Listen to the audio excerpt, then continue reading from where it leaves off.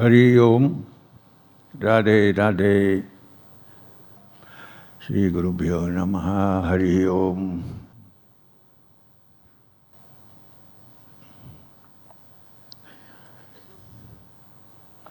So, we stopped at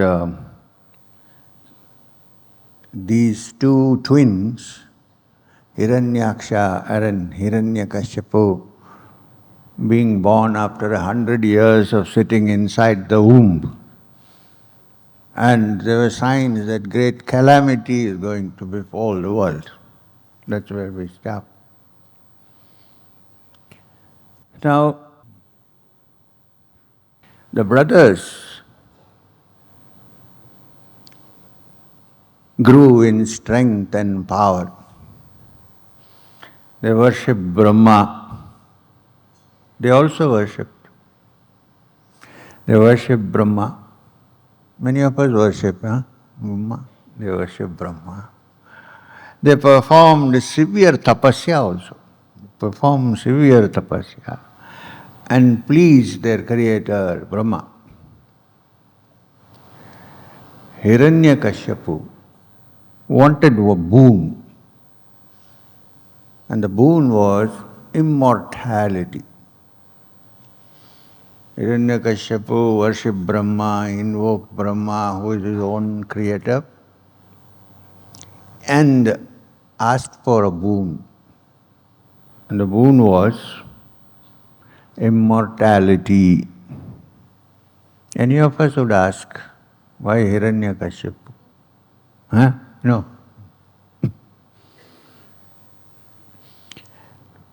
Brahma said that he could not grant it. Why? Because he himself was not free from the sting of death. Brahma, the creator. The Asura then modified his words. Asuras are experts in modifying words. Just need to see WhatsApp messages. Asura modified his words. He said, then grant me this, my Lord. What is the modification? No God should kill me. And that is great. No God can kill you. No man should kill me, which is also great. Now who is left? Gods are out and man is out. Nobody can kill me. Nothing that has been created by you should be the cause of my death. Created by Brahma should be the cause of my death. No weapon should be capable of hunting me. No living being, nor a non-living being should be able to destroy me. I should not die in the daytime, nor during the night. Everything is ruled out one by one. I should not die on the earth or in the sky, which means no air crash. Not inside my house or outside my house. Hiranyakashipu thought up all the possibilities and asked for immunity from all of them. We cannot think of any more possibilities, right? All have been given, defined. Brahma heard it and said, so be it, tathastu, and vanished. The brothers then, with this guarantee, set out on a conquest of the worlds. The Devas were easily vanquished. And Hiranyakashipu, ever desirous of pleasing his brother, set out all by himself in search of Hiranyaksha. So Hiranyakashipu started his work, Hiranyaksha also, pleasing his brother, started his work. They had been told that Narayana was the Lord of Lords, and so they hated him with an inordinate hatred. But remember, they are Jaya Vijayas. So, with the result of this inordinate hatred, they were constantly thinking of Narayana. When somebody tells even me that I hate you, I like it very much because they are always thinking of me.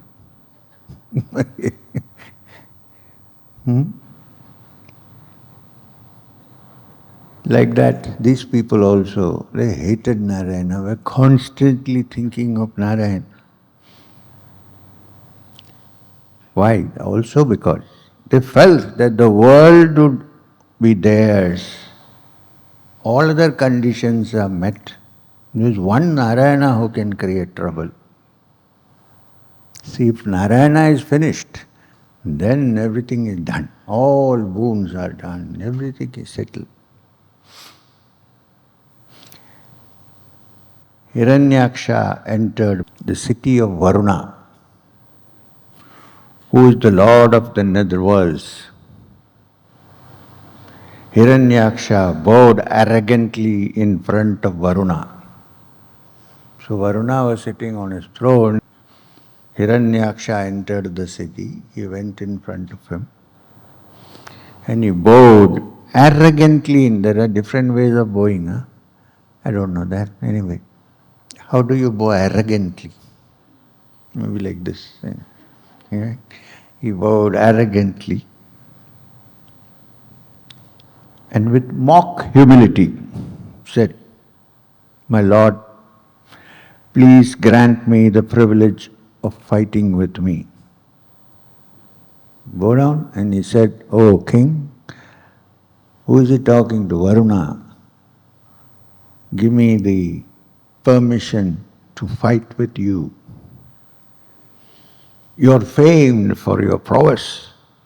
In the days of yore, you defeated all the Daityas and performed the Rajasuya. Thus, you became the ruler of the netherworld. I will be honored by a fight with you." Then the Asura laughed boisterously. After saying this, he started laughing boisterously. I can't imitate that. You'll see in some old movies. Started laughing boisterously. Varuna controlled his anger and also with mock humility said, he was also playing the game, "My dear Hiranyaksha, I have become old. I have given up fighting since long ago. The desire to fight has left me. There is only one person who will fight with you willingly and who is capable of giving you a good fight. That is the one, the Lord, ancient, the great Narayana. If you can reach him, then go fight with him. I have stopped all this business." Varuna was silent for a while. Then he added, after a pause, "He takes different forms for the sole purpose of destroying evil beings like you. He will get rid of your arrogance. And because of him, you will be in the field of battle fit only to be food for dogs and jackals." Hiranyaksha was highly elated, and other people would have thought, Oh God, he's saying that I am going to be killed, but Hiranyaksha became very elated. When you have arrogance and pride and strength, you miss small points, right? Hiranyaksha was highly elated at the thought that Narayana would be willing to give him a fight. He ignored the parting words of Varuna. What is that? Food for dogs and jackals. He forgot that, ignored it. The Asura went round the place and went on searching for his arch enemy. Where is this Narayana? Come on. While he was thus wandering around, Narada came to him as though he were in a hurry. And coming very near Hiranya, he spoke excitedly. Now this Narada always says Narayana, Narayana, and ignites what is required. So he came. He spoke to Hiranya excitedly and he said, Hiranya, I was told that you are in search of Narayana, that you want to fight with him and destroy him. Is this true? True? Exclaimed Hiranyaksha. Of course it is true. The entire world knows that I have spent years, many of them, looking for this Lord of Lords, as you call him. If only someone will show me where he is hiding, I will be no end grateful to that person. Then said Narada, you can be grateful to me. I know where he is hiding. That is why I came rushing to you to tell you about it. You remember how the earth has been buried in the Rasatala since the great deluge, the Mahapralaya? The Lord wants to re-establish her, and he has now taken the form of a boar to lift her up from Rasatala. He is even now returning to the surface of the sea with the earth in his arms. If you can hurry, you can catch him and fight with him right now. Thanking Narada profusely, with no other thought, Hiranya rushed to where the sacred Varaha was. When he reached there, he stood there and he shouted to him loudly. He said, listen to me, you beast. You are stupid to think that you can steal this earth and run away while I am looking on. Remember, she was given by Brahma to us, to those who live in Rasatala. You cannot take her away. You have no right over her. You are a thief.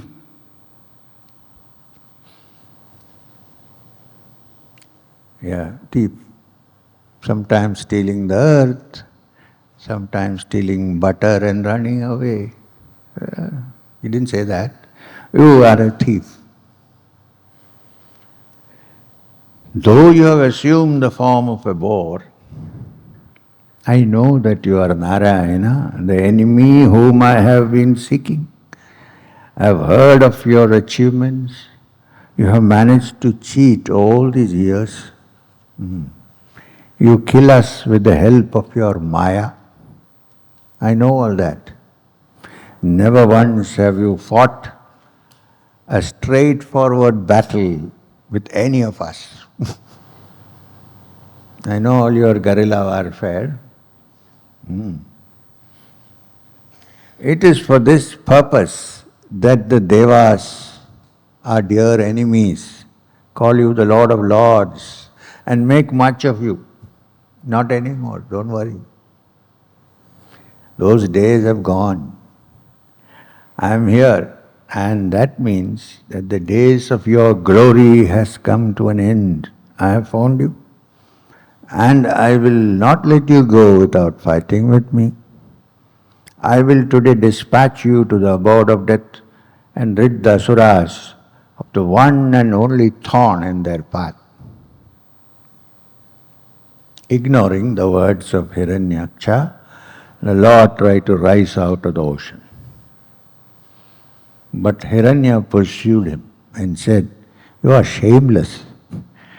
That is why you are trying to run away from me and my valor. I have been looking for you since ever so long. I will not let you go so easily. Do not run away from me. I won that fight which my arms have been itching for ever since I heard about you." Quite a good opponent, huh? Varaha placed the earth on the surface of the sea and he established her firmly. Till then he just avoided. He then turned towards Hiranyaksha after doing his work and said, he called him a beast, right? It is because I'm a beast that I'm listening to your words. Only animals are obliged to listen to the barkings of a dog. Really brave men do not and are not obliged to listen to your ravings. You are already caught in the clutches of death. Otherwise you would not talk like this.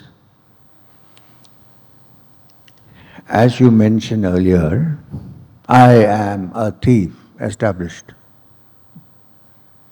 I am a thief. And the highest level, Chitchor. I am a thief.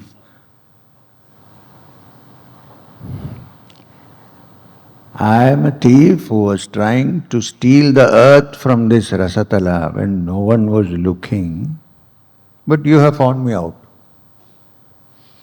You say you have sown to rid the path of the asuras, of the one thorn which is hurting their feet. I am ever compassionate and I cannot bear to see the bleeding feet of your friends. Nor can I bear to see a great hero like you break his promise. That is why I am staying, or else I would have run away long ago with the noise that you made. The sneer and the contempt in the voice of the boar, a mere animal, made Hiranyaksha wild with rage. He raised his mace and rushed towards the Lord. He was hissing like a serpent, and his head was reeling because of his extreme anger. If you have extreme anger, your BP suddenly shoots up. When your BP suddenly shoots up, your head is reeling.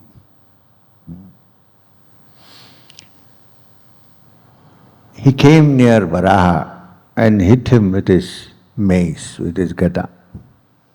The Lord averted the blow by moving away from its path, like a yogi would when Yama comes to take him. He then raised his own gada and hit Hiranya on the brow. Hiranya moved away and hit back with his gada. They fought for a long while with their maces, and it was a fight watched by everyone with bated breath. Everybody is worried. Who knows what the result is? Except the yogis and the bhaktas. Who knows what is the end? The rest. Hiranya was no mean warrior, and his opponent was the Lord himself. Brahma and the rishis came to Rasatala to watch this magnificent fight like a boxing ring. I'm sure some people would have placed bets. With his mind, Brahma spoke to Narayana and said, Lord, in a moment of weakness, flattered by their penances, I grant boons to this sinner and to his brother. They are bent on harassing all those who love you. The world is suffering because of them. He is very powerful. Please do not trifle with him any longer. Don't play. Evening time is drawing near. I do not have to tell you that the asuras become stronger as night draws nearer. Bars are full.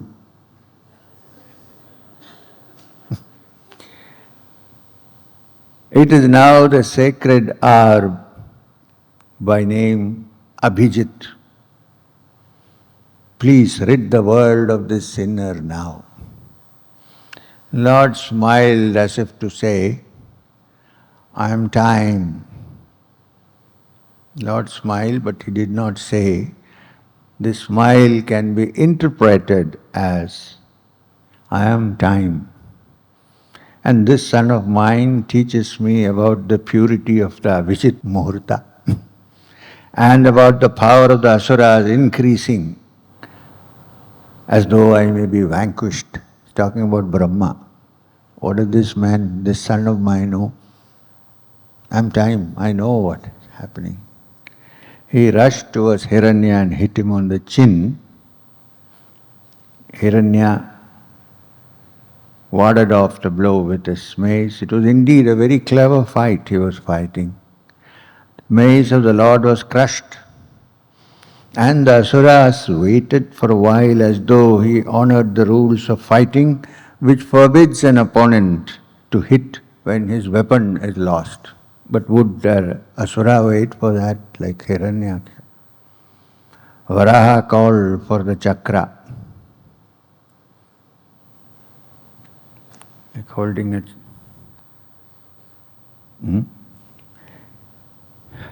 This chakra is a very powerful weapon, outside and inside. Chakra is the wheel of time.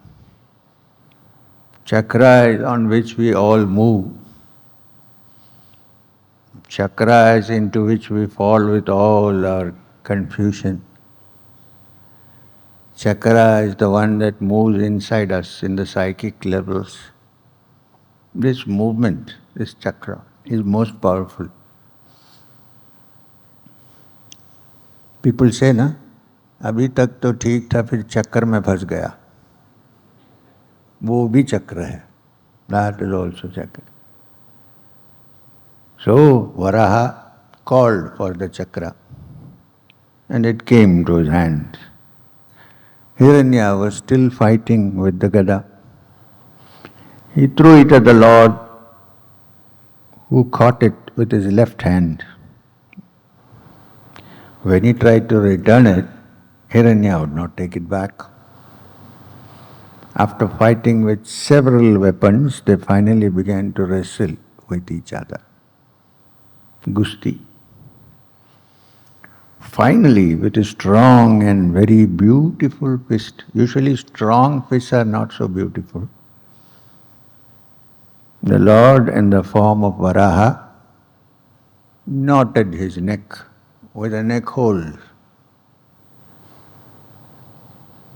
and finished him, because prana can't reach the lungs after that. That was the end of Hiranyaksha. Now who is left? Only Hiranyakashipu is left. But that's a long story, not yet over. Before that, there is a break, new chapter. Brahma had told his sons Manu, Kardama and Daksha that they should create progenies. Don't just sit and meditate. We need population here. Produce progeny. And they agreed to do so. Brahma said to Manu, Kardama and Daksha, be fruitful and multiply. Kardama proceeded to the banks of the river Saraswati, and there he spent several years performing tapasya. Pleased with his devotion, Narayana appeared before him and asked him what he wanted. Narayana knows that when somebody is doing tapasya, something he is asking for. Can't be just to see him. So he asked him, what do you want? For this kathor tapasya going on. Kardama fell at his feet and praised him. He said, I am a fortunate man. You have appeared before me. You are the Parabrahman. And it is to realize you that tapas is performed by the great. Having seen you, man has no other desire in his mind. And yet, commanded as I am by my father to take up the task of creation, I am forced to ask for a boon. I want a woman to be given to me. How can I produce that? I want her to be the perfect woman. Easier said than done. And a perfect woman. I will then perform my duties and make a sacrifice of my everything to you. You are the other form of time. The kingpin of that wheel of time is you, the Brahman. This wheel is made up of many parts. The spokes are 13 in number, which are the months. The wheel has 360 parvas, days, and its rim is made up of 6 seasons. Its edge is decorated with millions of teeth, which are the moments. The rim itself is made of 4 pieces, each representing the 3 months, like clock describing a clock. The speed of this wheel is terrific, and no one can withstand its power. The entire world is tied to it and rolls with it helplessly. In this mad rush, men think only of themselves. Men, human beings, think only of themselves and the gratification of their desires. They have no thought of you. Life ends too soon, and it is wasted because it has achieved nothing. I am, alas, one of the many who want something worldly out of you. But then, please grant me non-attachment to the objects of the world. Please make me efficient enough to perform dispassionately the duties imposed on me by my father and also by your words, the Vedas. Make it possible for me to abandon the world for your sake whenever I want to. Give me this boon. First boon is give me a beautiful woman, a perfect woman to be my wife, and then keep me free so that I don't get caught up in this world and think of you all the time. Grant me this boon. Narayana smiled on his devotee and said, I know what is in your mind. What he's saying is, Bhashan mat do, samajh gaya. I know that you will live in this world in karma like a drop of water on a lotus leaf. I have already chosen a wife for you. Don't worry about that. I am well pleased with you and with your devotion. In 2 days' time, Manu, the emperor of the world, will come to you with his wife Shatarupa. They will come here with the intention of giving their daughter Devahuti to you. Devahuti, the daughter of Manu, is going to be, and Shatarupa, is going to be the wife of Kardama. She will be an ideal wife for you. She will be what you asked for. She will be the mother of 9 daughters. And these daughters will marry the rishis, Marichi and others. Thus, there is no choice. She will have 9 daughters. And these daughters will marry the rishis, Marichi and others. Thus will all your father's commands be obeyed by you. And in the end, since I am pleased with you, I shall be born as your son. I will then establish a Sankhya Darshana on this earth. So Kapila is considered in the Bhagavat to be an avatar of Mahavishnu. Many categories of avatars in the Bhagavat. There are the main avatars, then there are Amsha avatars, then there are Mahima avatars, and everywhere there is some glory and greatness and wisdom. That is an avatar of Mahavishnu. The Lord then vanished from the spot and Kardama waited for the coming of Manu. This is what the Lord does. Comes, does something and vanishes.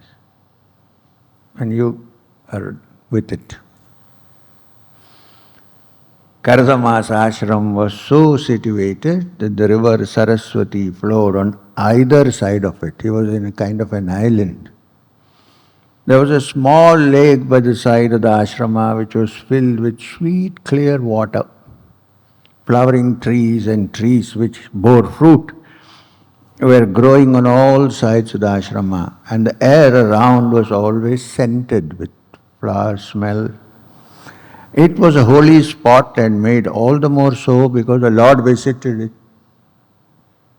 it. It became known as Bindu Saras because tears from the eyes of Narayana had fallen there. Tears of joy which he shed when he saw the devotion of his bhakta. Lord also shed tears when he sees the devotee's bhakta, not only the devotee.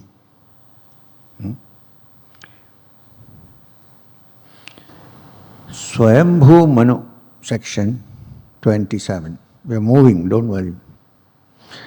Swayambhu Manu, in the meantime, I know you are eager to see Krishna, yes. Swayambhu Manu, in the meantime, was travelling fast towards the Bindu Saras. With him was his wife Shatarupa and his daughter Devahuti. He had brought costly silks and jewels with him and he travelled towards the ashram. Soon he reached the holy spot, followed by his servants who were carrying his gifts. Manu entered the ashram of Kardama and walked towards him. Kardama, you must understand, was a rishi, had just completed the worship of the fire. He was himself glowing like fire because of the spiritual awakening in him following the sight of the Lord. Manu was pleased to see that he was very handsome and that he had eyes which were gentle and full of compassion. Going to be the son-in-law, right? Manu went and prostrated at the feet of Kardama. That's a good beginning. Huh? Father-in-law falling at the feet. Kardama blessed him and offered him argya, padya and other customary things offered to a guest. He honored Manu since he was a monarch. Manu received them all with humility and sat at the feet of the rishi.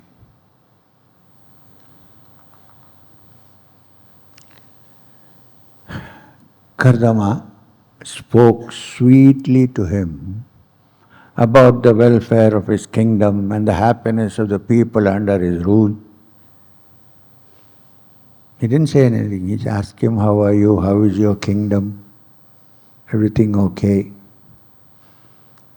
He said, I am honored by the visit of such an illustrious person like you. You are the monarch of the world and you have come to my humble cottage. I honor you because you are the image of Narayan. A king is said to be the Lord himself. He is said to be the sun, the moon, the fire, Indra, Vayu, Yama, Dharma, Varuna and Narayana. By his prowess he becomes like the sun. He pleases by the sweetness of his face and thus he resembles the moon. He is so powerful that ordinary mortals cannot approach him, and that is where he resembles Agni, the fire. He rains riches and prosperity on the kingdom. He rules. So a king is said to be like Indra. He should know the innermost thoughts of those who are around him, like the air Vayu which can enter everywhere, which means he has a very good IB department. Intelligence Bureau. He can enter everywhere like Vayu can enter everywhere.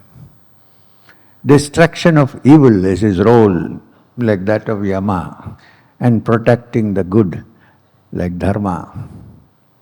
His dignity and innate greatness are like those of Varuna, and he is the representative of Narayana on the earth. This is the reason why a king should be honored like a divine being. As for the reason which prompted you to come to this hermitage, I assure you, try my best to please you. Embarrassed by the words of praise which Kardama had spoken, Manu spoke humbly. He said, not simply, humbly. Manu spoke humbly. He said, you have been born from the face of the Lord to propagate tapasya, knowledge, selflessness, detachment. We Kshatriyas have been born of the arms of the Lord to protect great souls like you and help you propagate the lessons you have learned. We protect each other. And when you say that you are pleased with my route, I consider it a great good fortune that I have been able to please you. Compassionate as you are, sure to listen to my words and grant me what I ask. I have 5 children. Uttanapada and Priyavrata are my sons, and my daughters are Akuti, Prasuti and Devahuti. Being the father of daughters is a difficult state, says the king. Not the sons. I am worried as to who will be fit persons to marry my daughters. This, my daughters, Devahuti, among my daughters, Devahuti, has heard about you and your glory from Narada. And ever since then, she has set her heart on you. He doesn't know that Narayana has already told him that Devahuti, she has chosen you as a Lord already in her mind. Lord Narayana has also instructed me to approach you with this request. I am therefore asking you to grant me my wish. Please accept this child of mine and honor me. What a nice way. So that easy, huh? The father of the girl comes and says, see, this is what Narayana has also told me. Please. No discussion about dowry, nothing, okay?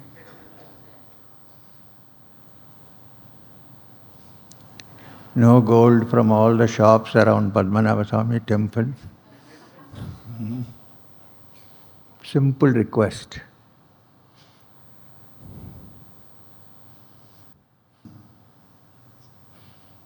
Kardama said, I've been thinking of marriage since some time. Now, your daughter, you say, has chosen me as her husband. I'm happy to accept her as my wife. Why give up so fast?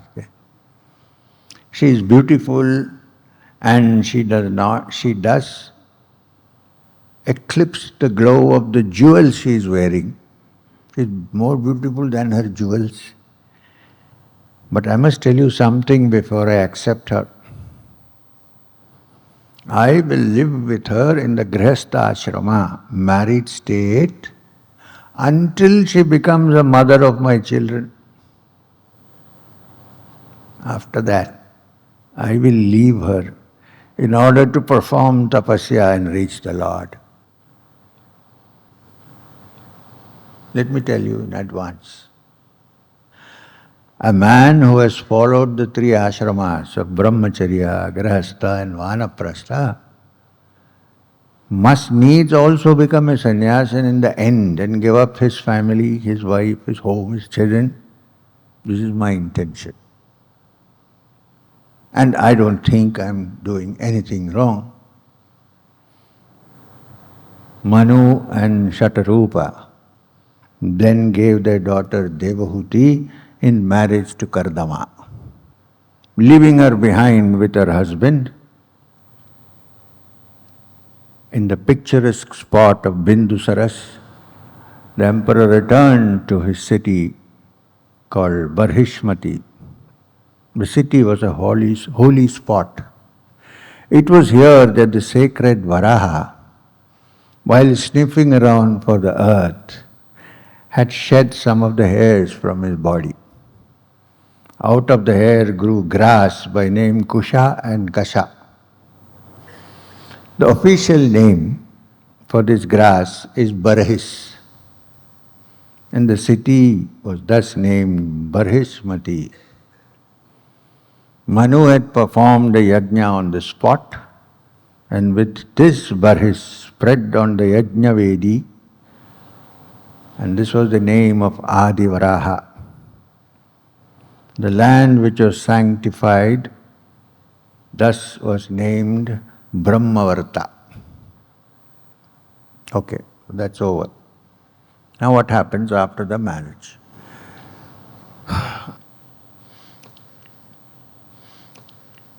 Devahuti, the wife of Kardama, served with him even as Parvati served Mahadeva when he was performing tapasya. Days passed, months passed, years passed. She was still the same cheerful, happy woman whose only pleasure seemed to be serving her husband. One day Kardama looked at her. She had grown thin because of the austerity she had been observing. Her face had lost the glow it had when she first came to him. She was coming from the palace, mind you. So, her blue eyes, now her eyes were blue.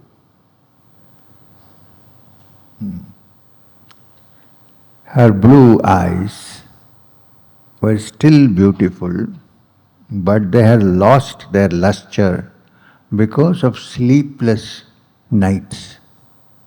Her jewels she had discarded long ago, and her dress was simple and coarse. I think my voice is putting some people to sleep. Do you think I am reading the Bhagavat or singing a lullaby? Anyway, I can't help it. Sometimes my voice is like that. What can I do?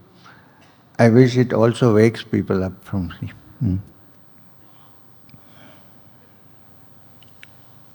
Her jewels she had discarded long ago, and her dress was simple and coarse. Her silk she had given away so many years back. Still, she didn't say a word. She is still serving Kardama.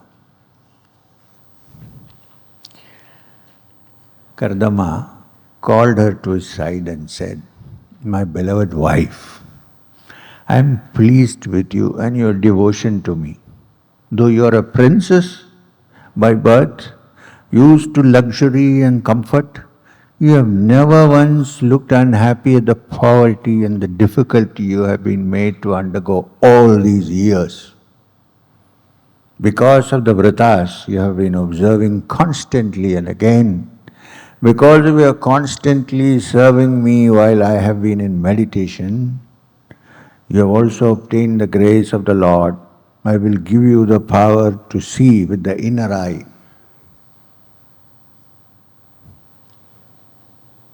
I don't have money to give you to go to the mall, but anyway there are no malls there.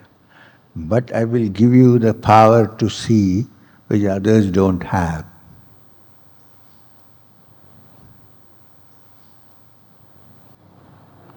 You can see the glory of Narayana with your inner eye. Listen to me, dear woman, with a lift of his eyebrows. The Lord is able to destroy all the many desires in the mind of man.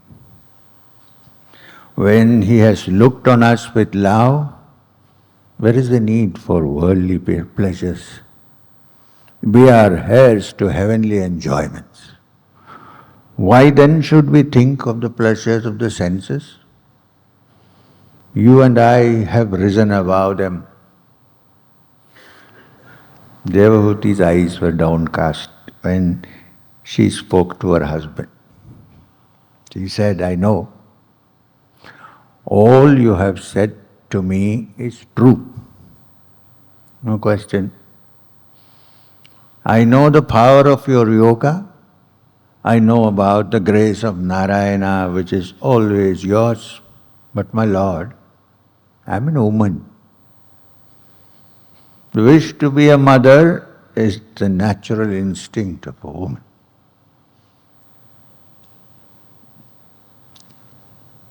You should have known this desire lodged in my mind already, and yet you want me to express it. Stood before him with her face suffused with a blush. Imagine a blue-eyed lady with a blush. Kardama smiled softly at her and said, so be it. He understood. With his yogic power, then what did Kardama do? This is very interesting. Very, very interesting. With his yogic power, Kardama created a Vimana. We don't know yogic power or what, but he made one huge Vimana, a floating palace with lovely gardens and lakes and flowers and jeweled pillars and seats covered with silk and brocade. There is a hermit staying alone in Bindusaras who has no possessions, but who at will can produce a huge Vimana with all these things.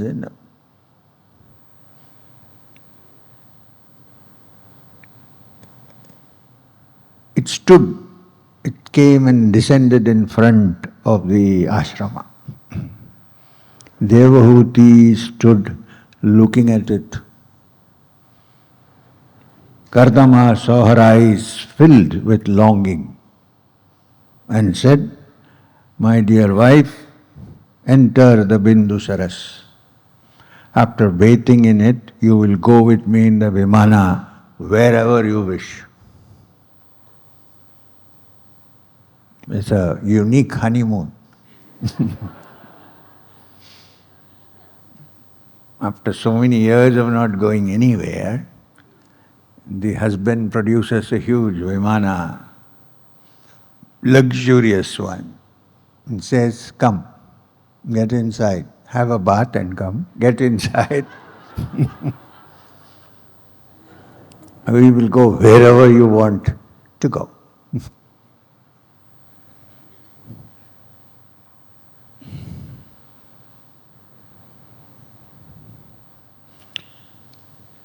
So, and he also added, this saras has been formed because of the kindness of Lord Narayana, and it will grant the desire of everyone. Devahuti, I don't know why Vyasa keeps repeating this. Devahuti, whose eyes were blue,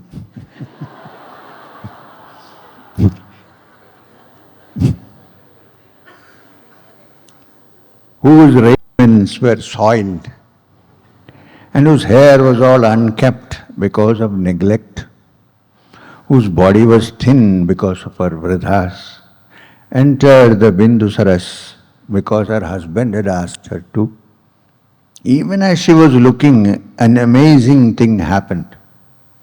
Hundreds of young and beautiful maidens were there to welcome her. They bathed her with oil and perfumed water and dressed her in costly silks. They got the best shampoos, not Vyasa, me. They decked her with jewels, and when she came out of the saras, she could not recognize herself. All her charm and her maiden beauty had come back to her, and she thought shyly of Kardama. He was quicker than thought and came and stood by her side. She looked at him, and he also looked different. He looked like he used to when they were married. He was as handsome as a Gandharva. With a smile, he took her hand and placed her in the Vimana. It rose up in the air and was soon traveling with the speed of Vayu. The young couple, now look, it did not, if Vyasa knew about it, he would have certainly said it made a roaring noise and then, no, it silently went up with no noise. God knows what fuel they used. And that too, vertical takeoff like a helicopter. No? Have you seen any such aircraft? No. She knows, she's been flying.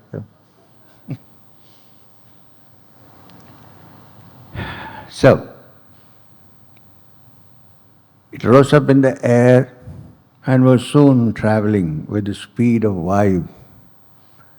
The young couple spent several years in the Vimana, not one day, several years. That was their honeymoon in this Vimana. They lost count of time, and they spent all their nights and days in happiness, oblivious to the world. 100 years had passed, but they did not know it. Devahuti became the mother of 9 daughters. Naturally. This kind of mana. They lost count of time and they spent all their nights and days in happiness, oblivious to the world.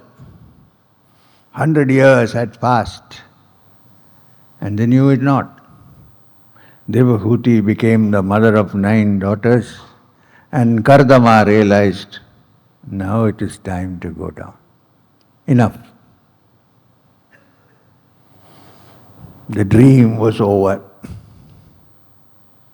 Devahuti came back to reality. She knew that her husband would leave her and go away to perform tapasya. He had spoken about it long ago when they were to be married. She went to his presence and spoke to him in soft and gentle terms. Please remember, she didn't go and shout at him, saying, I know what you're going to do. Spoke to him in soft and gentle terms. She said, my Lord, you have told my father long ago that you would abandon the Grihastha ashrama as soon as I became a mother of children. I know now that the time has come when you will leave me, but my Lord, how can I bear this separation? I am an ignorant woman. Please teach me how to be rid of the fear of samsara. I am frightened. I will have to live all by myself.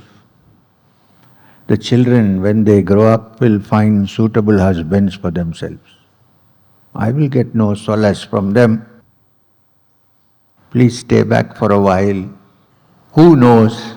I may get a son who will help me, who may teach me how to be rid of this bondage called worldliness.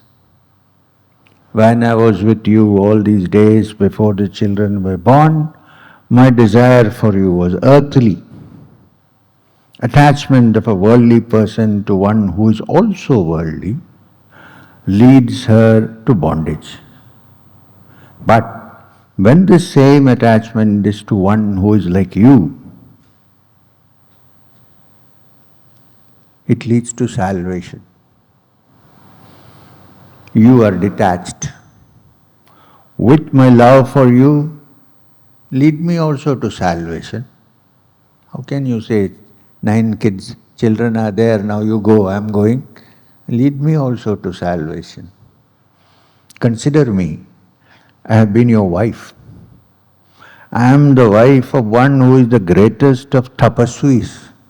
And yet, this heart of mine is still grieving over worldly things which I am to lose. I am indeed the most unfortunate of women, since I have been deceived by the maya of that mischievous Lord. She got angry with Hari now. Kardama wiped the tears in her eyes and said, do not think of yourself so badly. You are not unfortunate. On the contrary, you are the most fortunate among all women. Why? Lord Narayana has told me that he will be born as your son. You are going to bear the Lord himself in your womb. Can any woman be more fortunate than you? Do not weep. My dear woman, from today you must observe the severest of vratas and prepare yourself to make yourself worthy to receive the Lord. Pray to him day and night. Pleased with your devotion, he will be born as your son. He will glorify your name and mine in days to come. He will teach you Brahma Vidya, which will break asunder all the knots which have been tying you down to the world. He will help you to find a way out of this wilderness called Maya. Through you, the world of men will learn the lesson. Devahuti did as she was told. She worshipped Narayana day and night. A long, long time passed.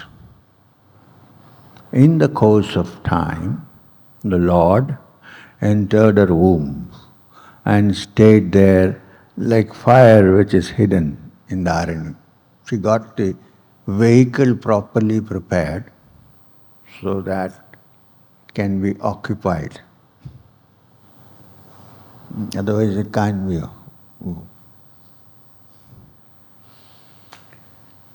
So what happened then? There was great rejoicing in the heavens when this happened. Sweet music could be heard from the skies. The clouds rumbled as though in joy. Gandharvas sang and Apsaras danced in ecstasy. There was a rain of flowers from the heavens on the fortunate Devahuti, who would be the mother of Narayana. In the ashrama, which was beautiful with Saraswati flowing on either side, came Brahma, the creator, Brahma, the father of Kardama, and with him came Marichi and other rishis. Brahma, who knew that Narayana would be born and the purpose of his birth, came to his son Kardama and his wife and said, "My child, you have been the ideal son to me. You obeyed my commands, and now you have 9 daughters who will propagate the race. Give them to the rishis who are with you, with me. The Lord Narayana has, I know, promised to you that he will be born as your son, and even now your wife is bearing him in her womb. My dear daughter, he will explain to you and through you to the world Brahma Vidya, which will rid you of avidya, ignorance, which is the cause of pain in this world. He will establish the great Sankhya Yoga, and he would be famed as Kapila the world over. The world will be richer for the... You remember the Bhagavad Gita? Krishna declaring his glories. Among the munis, I am Kapila. Now, Kapila's mother is blue-eyed and Kapila is blonde. Meaning of the word Kapila is one whose hair is yellow, pila.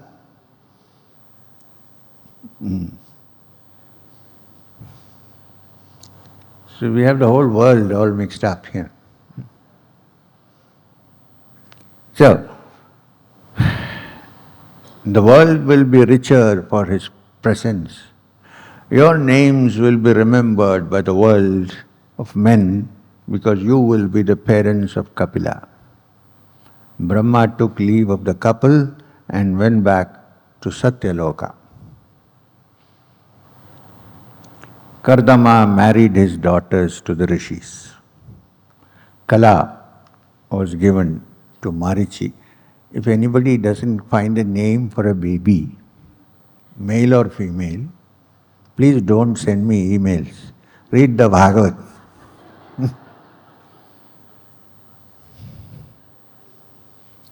Kardama married his daughters to the rishis. Kala was given to Marichi, Anasuya to Atri, Shraddha to Angiras, and Havirbhu to Pulastya. What a name, Havirbhu. Gati was given to Pulaha, Kriya to Kratu, while Khyati was given to Bhrigu. Arundhati became the wife of Vasishta, and the youngest daughter, Shanti, was given to Atharva. The daughters left the home of the good Kardama and Devahuti and went with their husbands. No vimana for them. Loneliness visited the aged couple who were all by themselves now. The thoughts of the great event to come. What was the great event?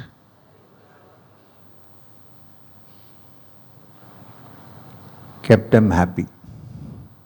Kardama alone with his wife now, that the daughters had gone to their new homes, prostrated before the Lord who was in her, and said, "How can I, with my poor and inadequate intelligence, describe the greatness that is you sitting inside the womb of my wife? How can I express in words your infinite kindness? The gods are indeed benevolent towards men who have spent all their time in this pain-filled samsara. We are born into this world of bondage because of accumulated sins in our many previous janmas. And yet, you heed them not. Great rishis spend years and years on end training their minds to follow the path of devotion. With single-minded bhakti, they try to sit in solitary spots and concentrate on your form, trying to visualize you in their hearts. What have you done?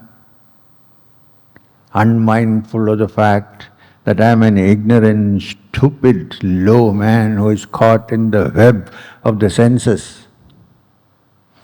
Not minding all this, you have deigned to be born in this humble ashram of mine as my son. What shall I say? What can I say? Once you told me that you would be born as my son, and to keep that promise you have come to me. Great is the love you have for your devotees. I know no words, my Lord, to praise you and your form. You are the womb of all this universe, and you are now a child in the womb of Devahuti. We ascribe to you 4 arms. These 4 stand for the 4 pathways of approach to you, the 4 yogas. The seers know you by realizing you with their tapasya. I can only fall at your feet and worship you. How can I describe the Ishvara? You are the Purusha. You are the Mahat and the Aham Tattvas. You are time. You are the 3 gunas, Sattva, Rajas and Tamas. You are the world and the protector of the world too. You hold the entire universe inside you. I salute you, Kapila Vaasudeva, the Lord of Lords. Having known you, I am completely rid of this maya and attachment to my samsara. I am bent on adopting sannyas. I want to spend the rest of my life in contemplation of you, and the sole purpose of my life will be to reach you. Narayana spoke from where? Narayana, who was inside Devahuti, said, Kardama, I had once promised you that I would be born as your son. How could I stay without fulfilling this? This, my avatara, is solely for the benefit of those who want to be released from bondage called the human body. I want to help man by telling him the truth about myself. This Brahma Vidya has been forgotten by many. I want to retrieve it and save mankind. You made a wise decision. You have my permission to become a sannyasin, but you are ripe for salvation. Surrender all your desires to me and you will find release from this bondage. You will see me in your heart and soon you will come to me. As for my mother, Devahuti, she is so frightened of this world and she is terrified of her impending loneliness after you go. So I will teach her Atma Vidya and help her to realize me. Kardama made pradakshina to Kapila inside the womb and went away to the forest. In the forest, Kardama spent his days in silence. He thought of nothing else but the Brahman. He had no more feelings of attachment. He was now beyond the plane of cause and effect. He reached the stage where the 3 gunas are so perfectly balanced that one becomes nirguna. The feelings of I and mine had left him long ago. The opposite ceased to trouble him. The pains of the body, the agitations of the mind and the restlessness of the intellect all had vanished. His vision had turned him inwards, and inside himself he saw none other than Narayana. Kardama found his mind tranquil and still like the sea whose waves have been hushed. And in such a frame of mind, Kardama, the son of Brahma, the father of Kapila Vaasudeva, reached the feet of the Lord.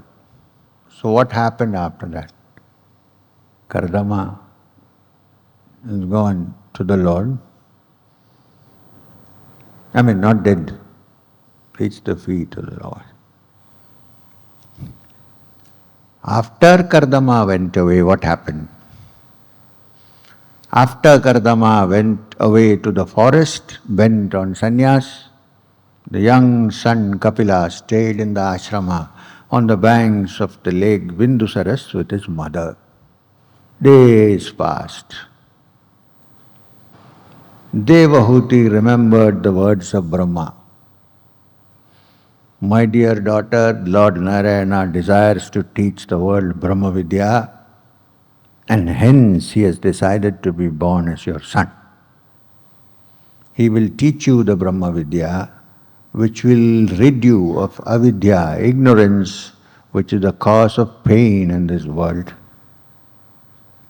Devahuti saw her son sitting all by himself and went to him. She said, "You are my son. I know you are Lord Narayana. I am asking you to help me. I am tired of this life which I have spent in gratifying the senses. You are the sun which has risen, dispel the darkness from the minds of ordinary people like me. I have the great good fortune to be the mother of the Lord. Tell me what I want to know. In the body made up of the 5 elements, you have instilled the feelings of I and mine. You have it susceptible to several emotions like love and hatred. And this evil of ignorance has been drawn across the Atman by you. And you alone. It's up to you to remove it and save us. Teach me the path to peace. Teach me the path of mukti, salvation. Tell me about your nature. Purusha and Prakriti are both you. And if I learn about them, they say, I will find freedom from the bondage of births and deaths." We stop. Kapila will say after half an hour what to do. Hari Narayan. Shanti. Shri Gurubhyo Namaha. Hari Om. Shri Hari Hari. Radhe Radhe. So, kahan tak pahunche? Where did we reach?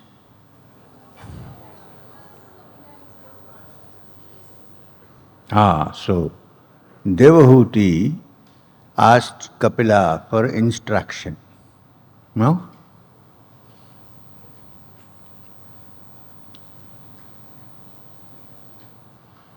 She asked him, teach me the path of mukti, salvation. Tell me about your nature, who you actually are. Purusha and Prakriti are both you. And if I learn about them, they say, I will find freedom from the bondage of births and deaths. Please be my teacher, said the mother to the son.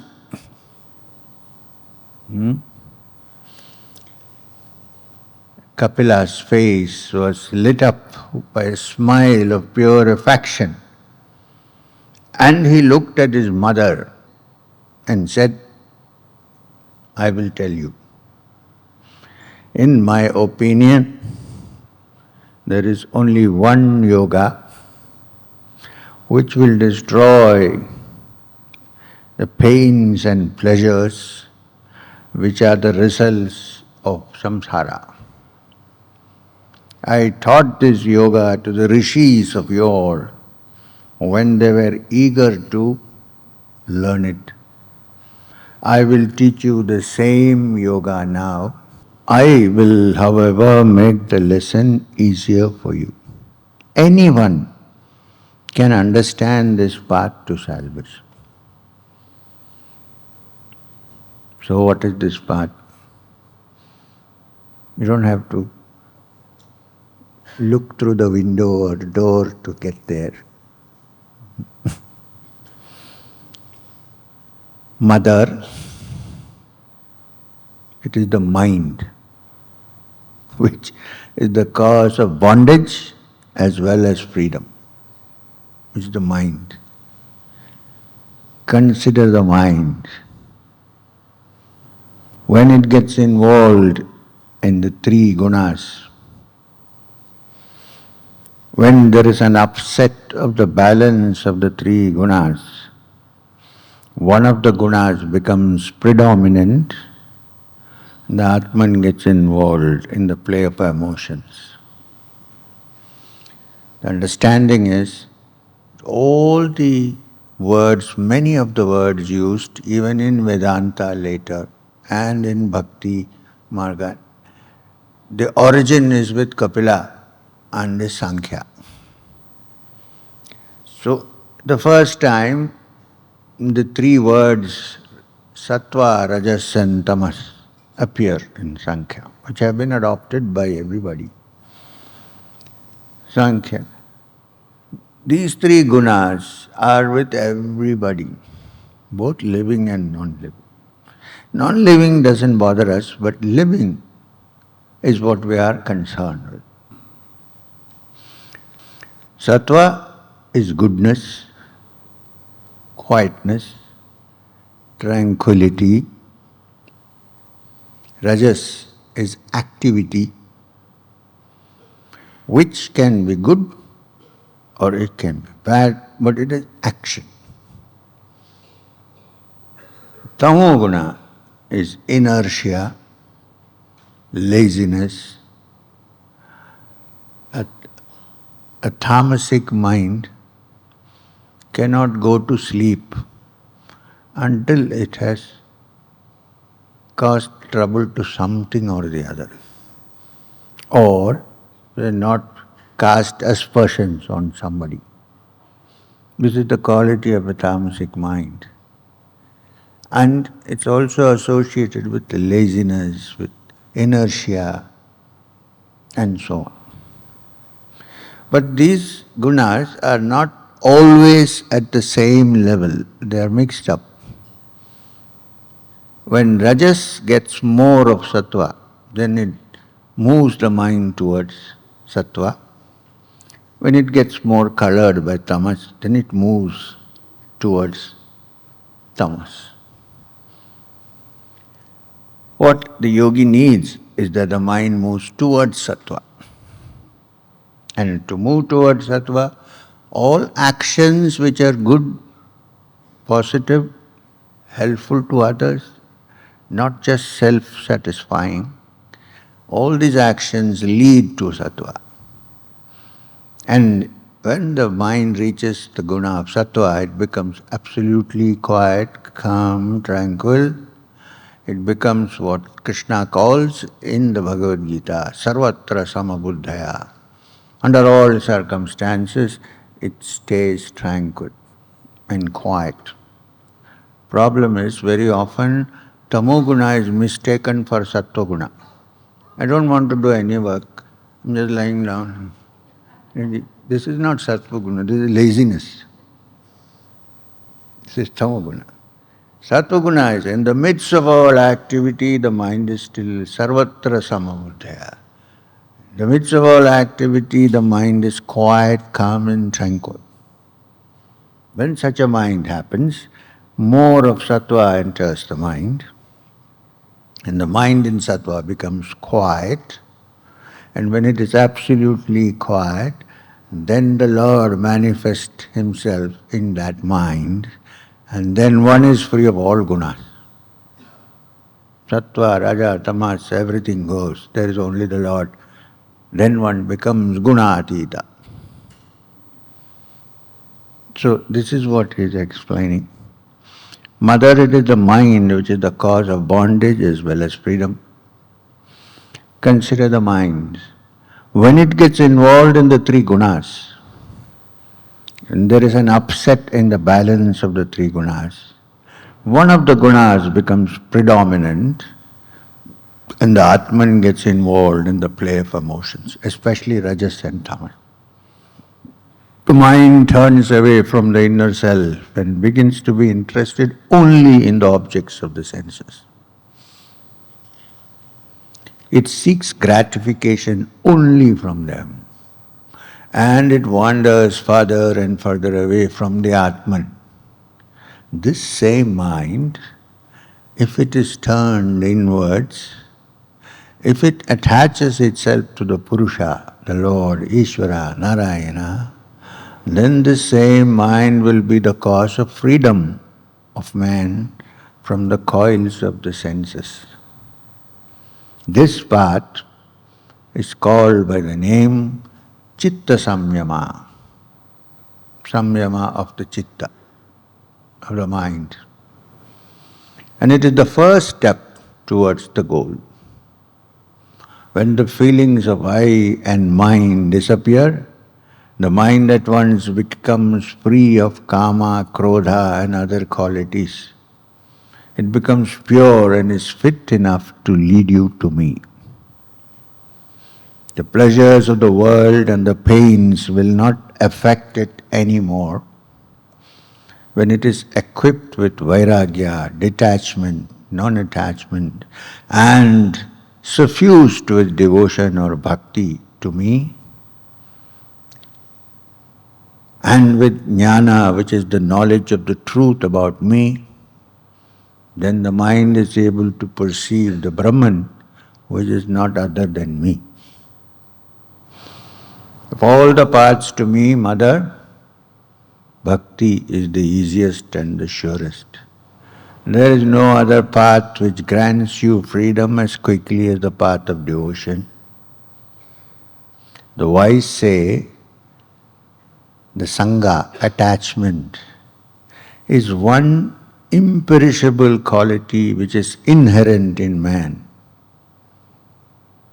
When it is imperishable, when it is evergreen, without any possibility of getting destroyed, it cannot be ignored. What they're trying to say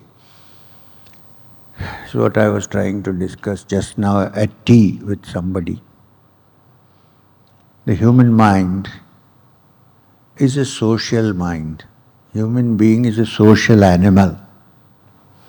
It cannot think in isolation.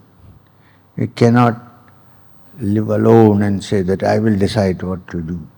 The human mind is a mind which is society conscious, society oriented mind.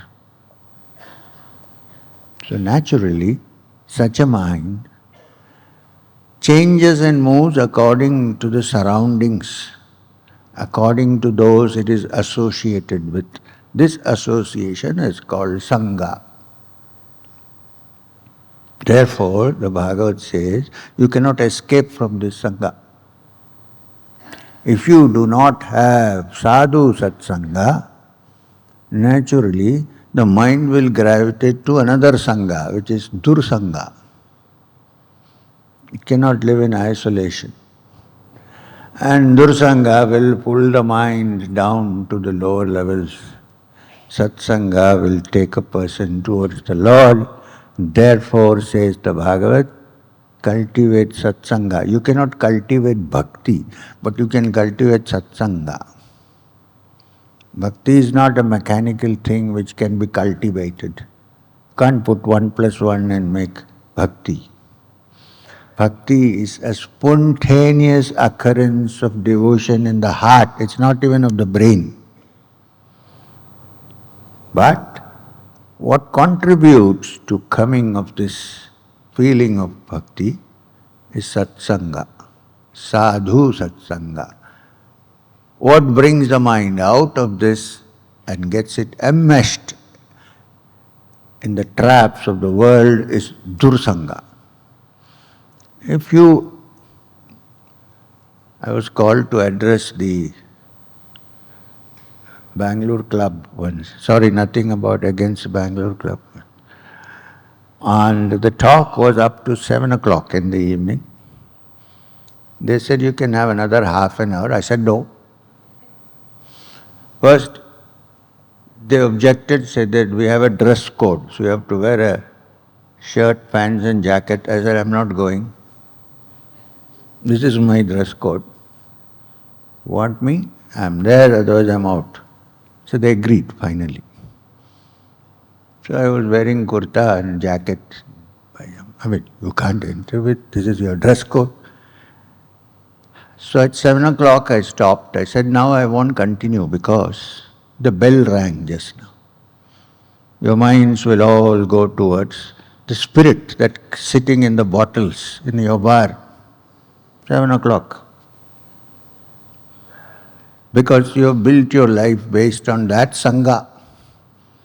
That is called dursanga. Exactly at 7 when the bell rings, when your mind goes to bhajan and kirtan, then you are in satsanga. If you don't have that, naturally you will go, because human beings are society animals. They cannot live in isolation. So, the wise say that sangha, attachment is not bad if it is attached towards the Lord. It's the one imperishable quality which is inherent in man.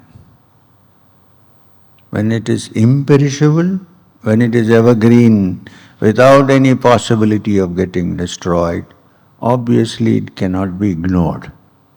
Mother, attachment is always there. It's a human quality. The way to salvation is to use that attachment, sangha, as an instrument. Let the attachment be there by all means. You can't be free of it anyway. Only do not feed it with the usual sense objects. Change the object of desire. Change the object of attachment. You have been attached to the things of the world, let the attachment remain, but make the object different.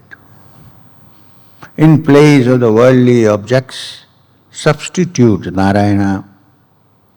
Attachment to Narayana is not bad. It makes the ties to other things snap. And the way is easy. This process of transferring the attachment from the lower to the higher naturally will be a gradual process. It will not happen in one day. You know what happens if you suddenly stop? Withdrawal symptoms.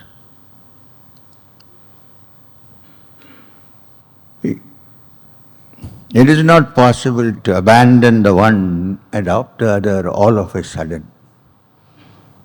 The mind will refuse to cooperate.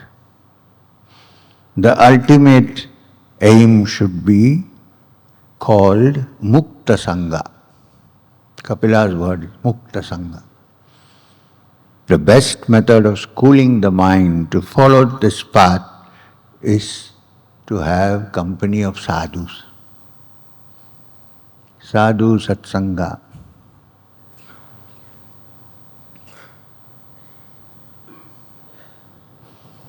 When the mind becomes attached to the company of sadhus, it would have abandoned the earlier attractions, and the next step is easy to make. You know what happened to Narada? His mother was working with those sannyasins and sadhus and rishis in Chaturmasya. And this little boy heard all the discussions that were going on. Natural satsanga was going on. Natural sadhu satsanga. When they left, he realized what is happening. They blessed him and left. Because he was crying because he had learned to enjoy what they discussed about the Lord. So they blessed him and said, "You will find the Lord." His only attachment was his mother. A snake bit her and she died. Others would have made a hue and cry. He said, "Yes, the Lord has now freed my last attachment. Now my only attachment is Narayana." And in next kalpa, he was born as a son of Brahma. Sadhu Satsanga. When the mind becomes attached to the company of sadhus, it should have abandoned the earlier attractions and the next step is made easy. How can the mind be led towards inward thoughts of the Lord? It is easier than it seems. Easier than it seems. As I said before, kama, lobha, the feelings of I and mine are the impurities which cloud the mind, turn it away from its goal and make it cling to the objects of the senses. A mind free of the impurities of kama, krodha, lobha, mada and matsarya will naturally turn towards the Lord. Once this is achieved, once you are a mukta sangha, you should now spend your time in satsanga, the company of sadhus. Attachment, the evergreen body which ties you down, let it be. Let it be for sadhus. Who are the sadhus? What are their characteristics? How can they be recognized? I will tell you. The sufferings, the ills and pains that the physical body is here to do not affect the sadhus.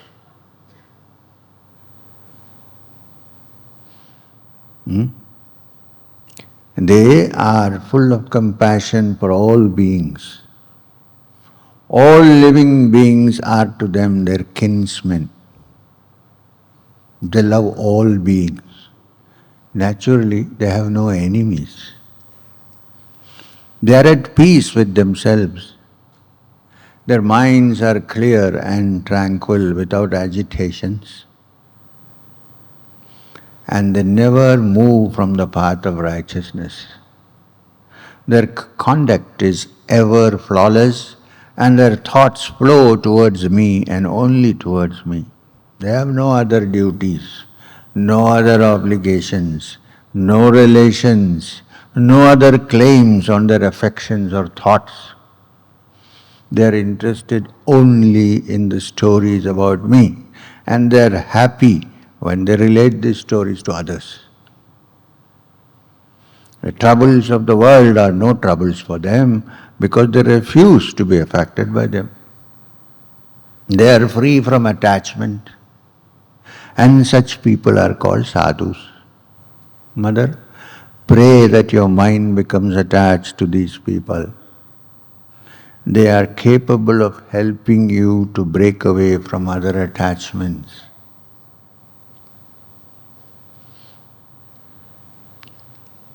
There is one problem here. Personally getting attached to a sadhu only will cause misery. Because a sadhu by his very nature treats everybody equally. So if you want a special part there, it is not going to work. Now that's a dangerous thing, right? The sadhu sees the divine in all hearts equally. So he cannot say, I am partial to you. If you think that way about sadhus, you are going to end up in more misery. So,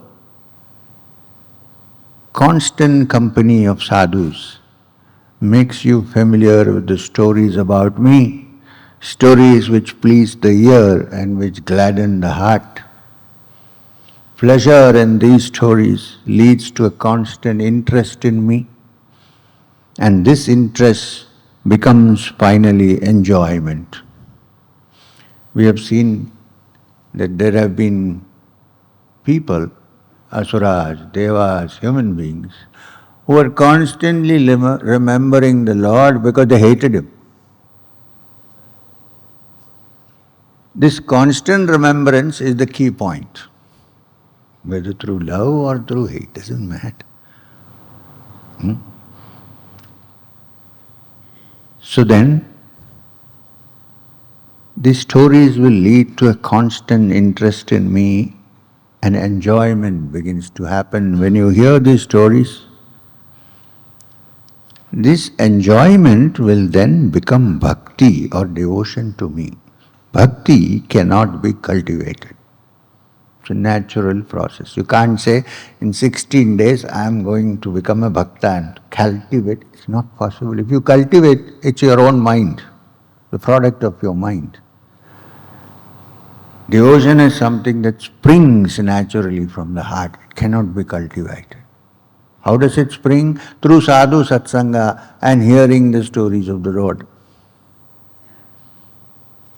That's how it happens.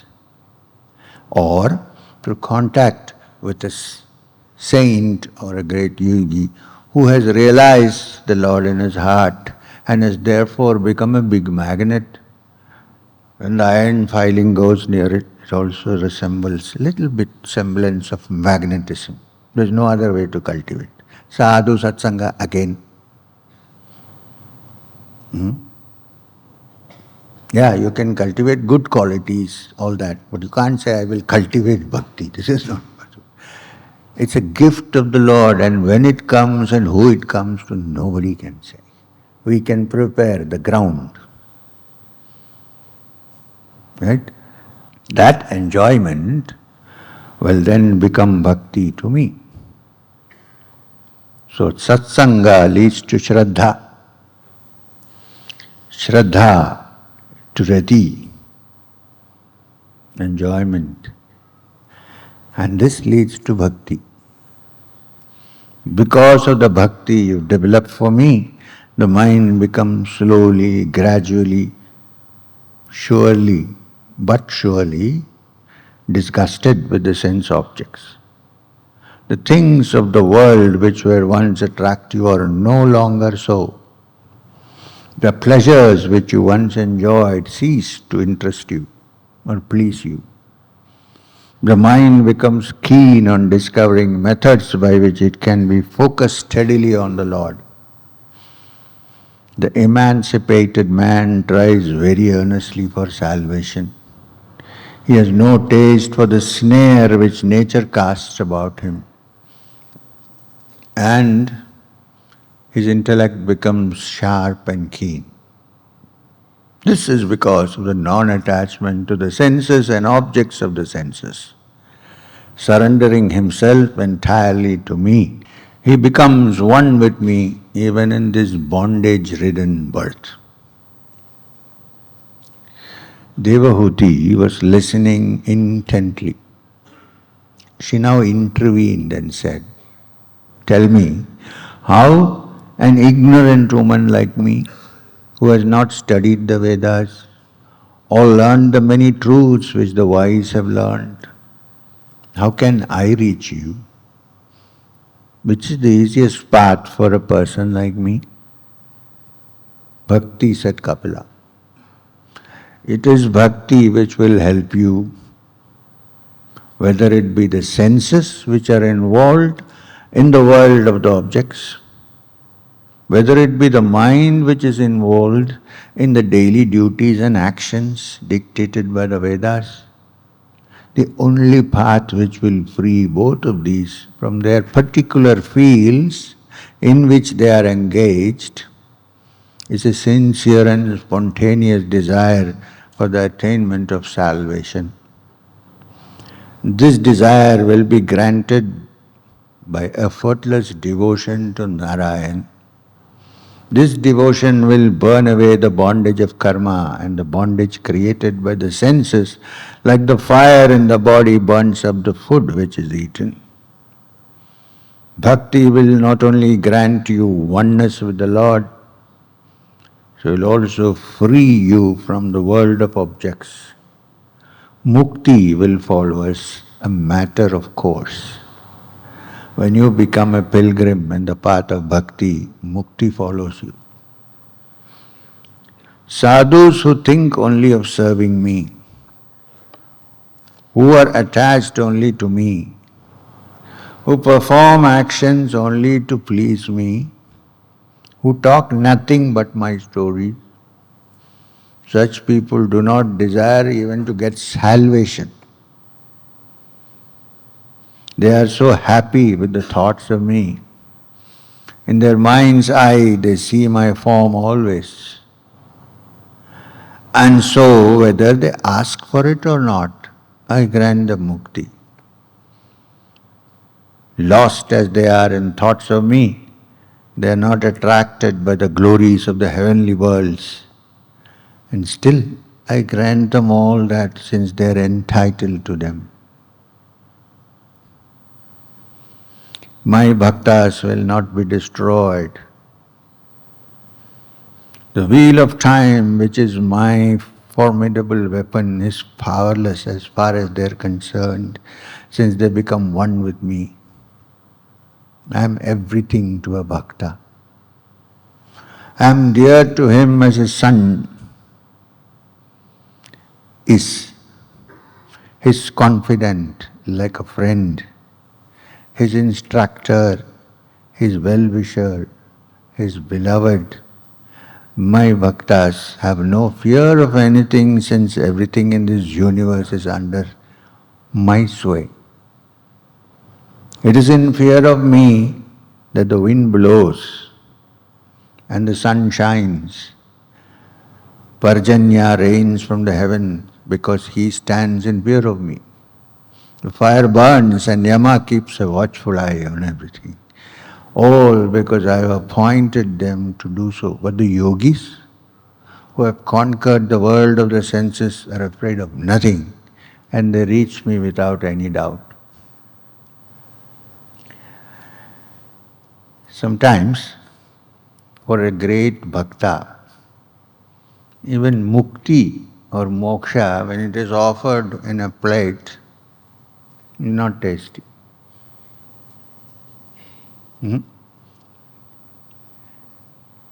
Like the famous statement of Guru Nanak, who said, I would rather be the ant that tastes the sugar than become the sugar. Because if you become the sugar, then what will you taste?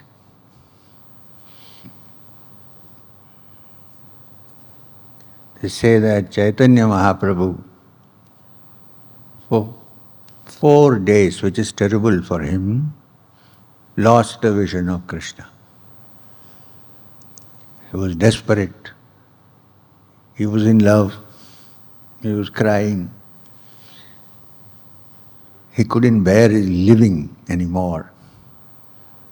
And then after 4 days, suddenly, he saw Krishna under a Adambar tree, standing with his flute. He said, why did you come?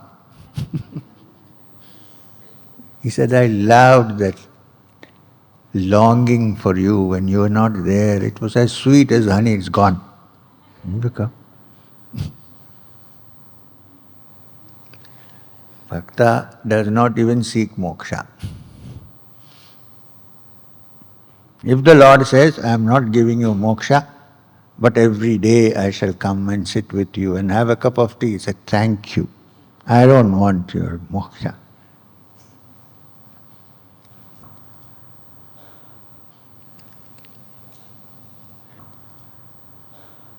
(31) Kapila's teaching continues. I will now tell you the secret about the Purusha and how he has pervaded the universe. Now we don't want to go into that. It's too complex, this tattva, that tattva, prakriti. Just suffice it to say that the Purusha has pervaded the universe. Finished. Sorry, Kapila. So,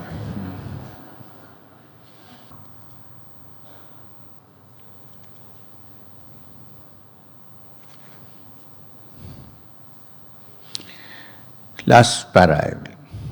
It is that Supreme Being, Purusha or Ishvara or Bhagavan, according to the different ways they are used, which seek Him. It is this which is revealed to all the manifestations in the world of plurality. The one who realizes this is the Brahman himself.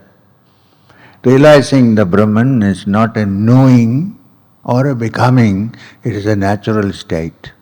You cannot become the Brahman. You will know that you are that. The Jiva will know his link with Ishvara and Purusha. The Jnana Yoga taught by me and the Bhakti Yoga on which I elaborated early are in reality the same. One is not different from the other. Mother, I have taught you the different pathways of approach. You can rest assured that any one of the paths, when followed earnestly, will help you to attain salvation, peace of mind, and union with the Lord. Now, Kapila's mission is over. Why did he come? Only to teach this to his mother, Devahuti. He had been born to propagate the Sankhya to the world through his mother. He'd done it, and now he was free to go.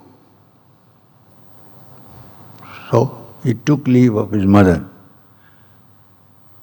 went away. Devahuti spent the rest of her life in the manner taught by her son.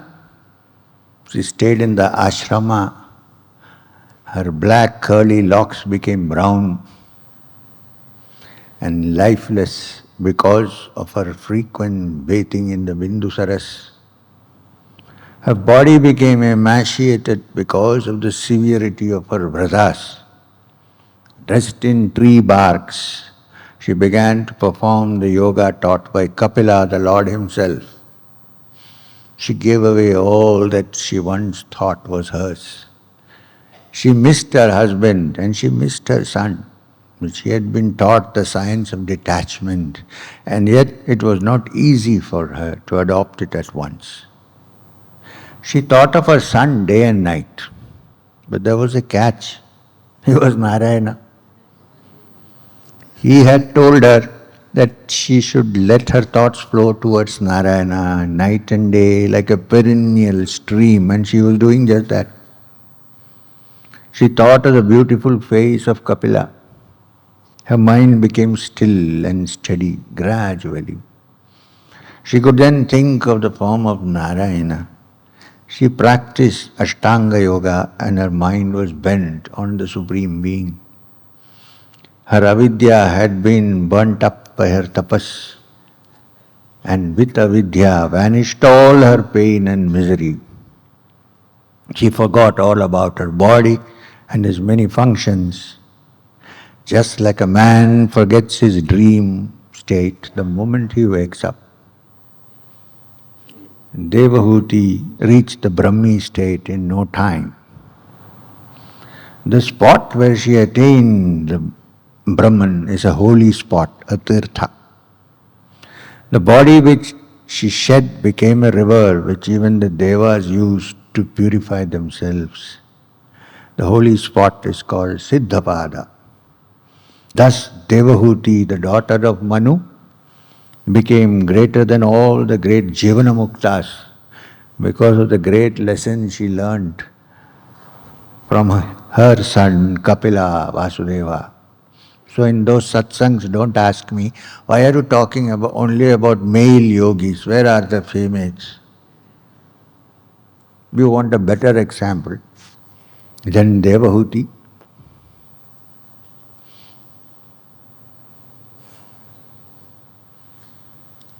Kapila, after he left his mother, travelled towards the southwest. Siddhas, Charanas and Gandharvas worshipped him wherever he went.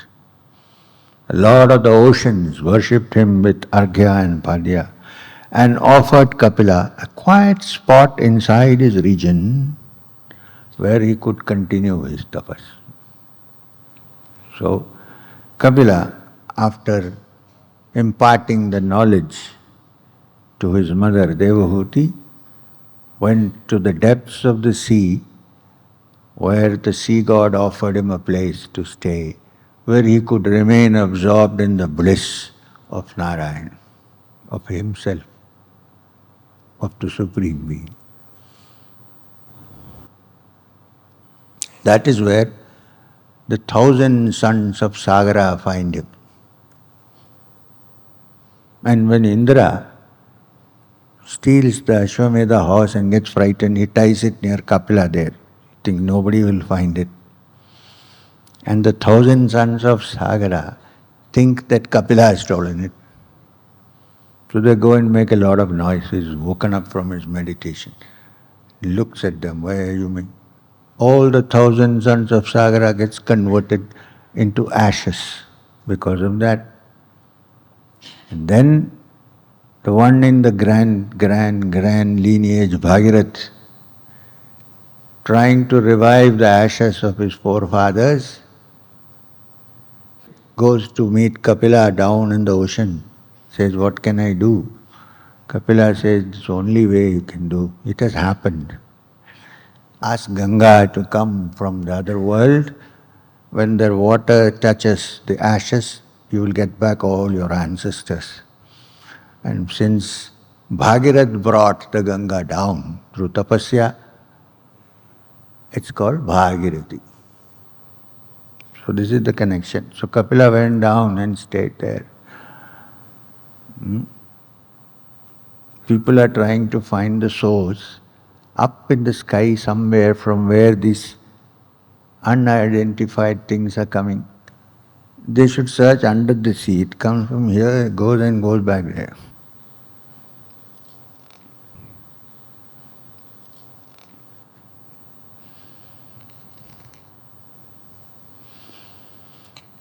Now, Swayambhu Manu had 3 daughters and 2 sons. I think enough Vedanta now. We'll go back to a story. Swayambhu Manu had 3 daughters and 2 sons. The sons were Priyavrata and Uttanapada. The daughters were Akuti, Devahuti and Prasuti. Akuti was given by Manu to a rishi named Ruchi. This marriage was performed in accordance with the rule called Putrika Dharma. When a man has only daughters and no sons, he gives away his daughter to a worthy man and says, I am giving you this maiden who has no brother. The son who is born to her must be your son as well as mine. Manu had 2 sons, and yet with a desire for another son, he performed Akuti's marriage in this manner. Ruchi was a great rishi and an ardent devotee of Narayana. To him and Akuti were born 2 children, a son and a daughter. The son was Narayana himself, and he was named Yagnya, since he was said to be the personification of Yagnya. The daughter was named Dakshina, and she was the goddess Lakshmi. Manu was immensely pleased that the Lord himself had been born as his son and took him to his house. Dakshina stayed with Ruchi and Akuti. Yagnya then married Daksha according to religious rites. 12 sons were born to them, no joke. Every manvantara, that is, every epoch of a Manu has to have a Manu. Devas, Manuputras, Sureshwaras, Rishis, and an avatar of Narayana. All these have to be there. In Swayambhu Manvantara, that is during the time of Swayambhu Manu, 12 sons of Yagnya were the Sureshwaras. And the Rishis led by Marichi were the 7 Rishis. Yagnya was the avatar of Narayana and also Indra. Priyavrata and Uttanapada were the Manuputras. The Swayambhu Manvantara was peopled by these. Devahuti was married to Kardama and her son was Kapila. Her daughters were 9. Kala, the eldest of them, was the wife of Marichi, and one of the sons was the great Kashyapa. Purnima was a daughter, and her daughter was Devakulya, who was later to be called Ganga. The next daughter, Shraddha, who was married to Angirasa, was the mother of Brihaspati. Havirbhu was the wife of Pulastya, and her son was Agastya. Vishravas was another son. The son of Vishravas was Kubera, the lord of wealth. Most people are Kuber Bhaktas. The other wife of Vishravas was Kaikashi, and she was the mother of Ravana, Kumbhakarna and Vibhishana. Kratu's wife Kriya was the mother of the Rishi by name Balakilyas. Rishis, not one. Khyati, the wife of Brigu, had 2 sons, and one of whom was the father of Mrikandu. Ushanas, who is better known as Kavi, was the son of Brigu. He was Shukra, the Acharya of the Asuras. Asuras also have an Acharya, Shukra. Daksha Prajapati married Prasuti, the other daughter of Manu. They had 16 daughters. 13 of them were given to Dharma, and 1 was given to Agni, 1 to the Pitris, and 1 to Lord Mahadeva, Sati.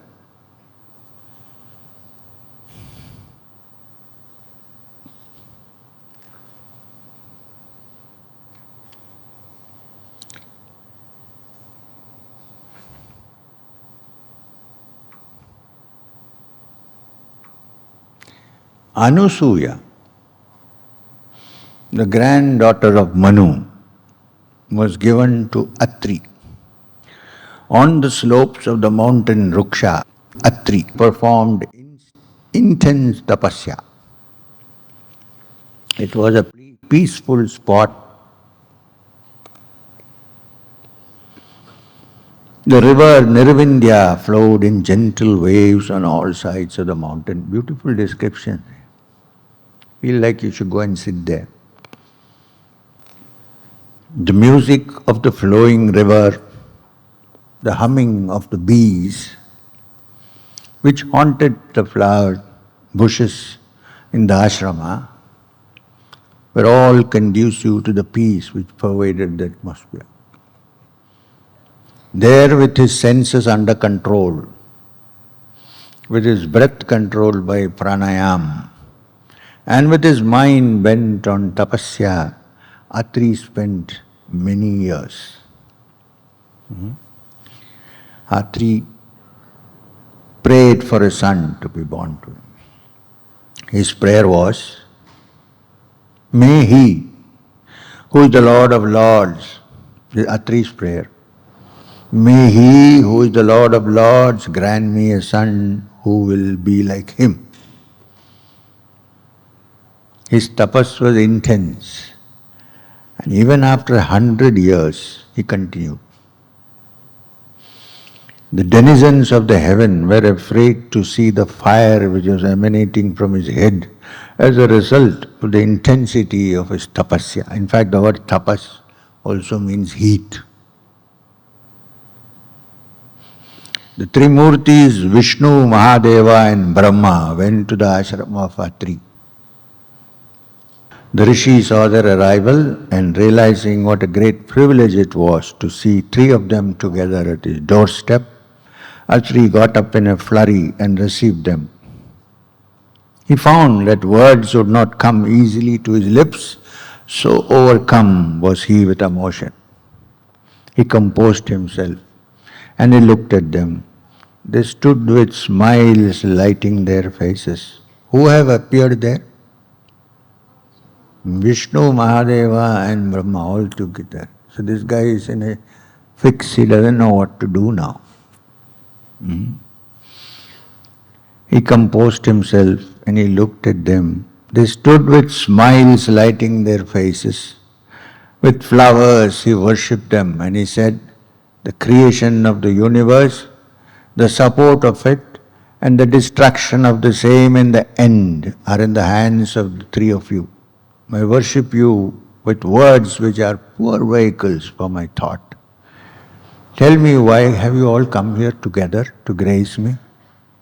I prayed for the best among you to grant me as a son in his image. It is up to you to tell me who is the greatest. Which of you will give me a son? Which of you is the greatest?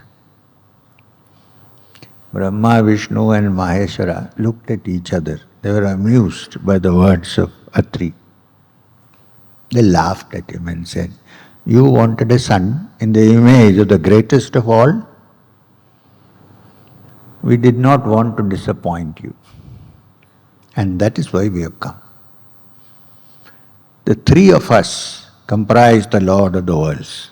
Vishnu, Brahma and Mahadeva are three aspects of the Supreme Brahman. It is this same Brahman which creates, preserves and destroys. We are the Brahman. And there is nothing to differentiate between any of us.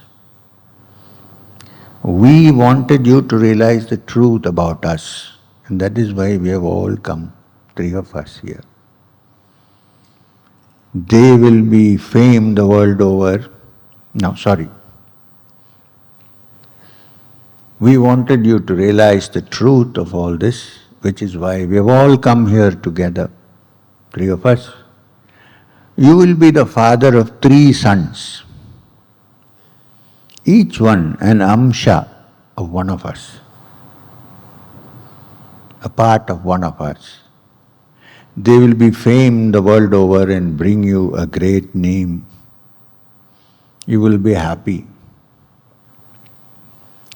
The son born to Atri with the amsha of Brahma was the moon, Soma.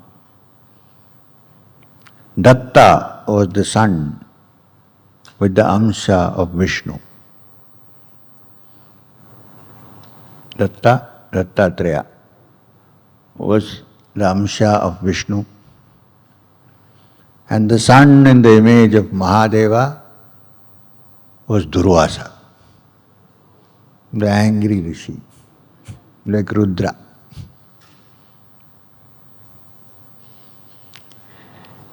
We have half an hour more for today. No need to hurry because today is only the second day.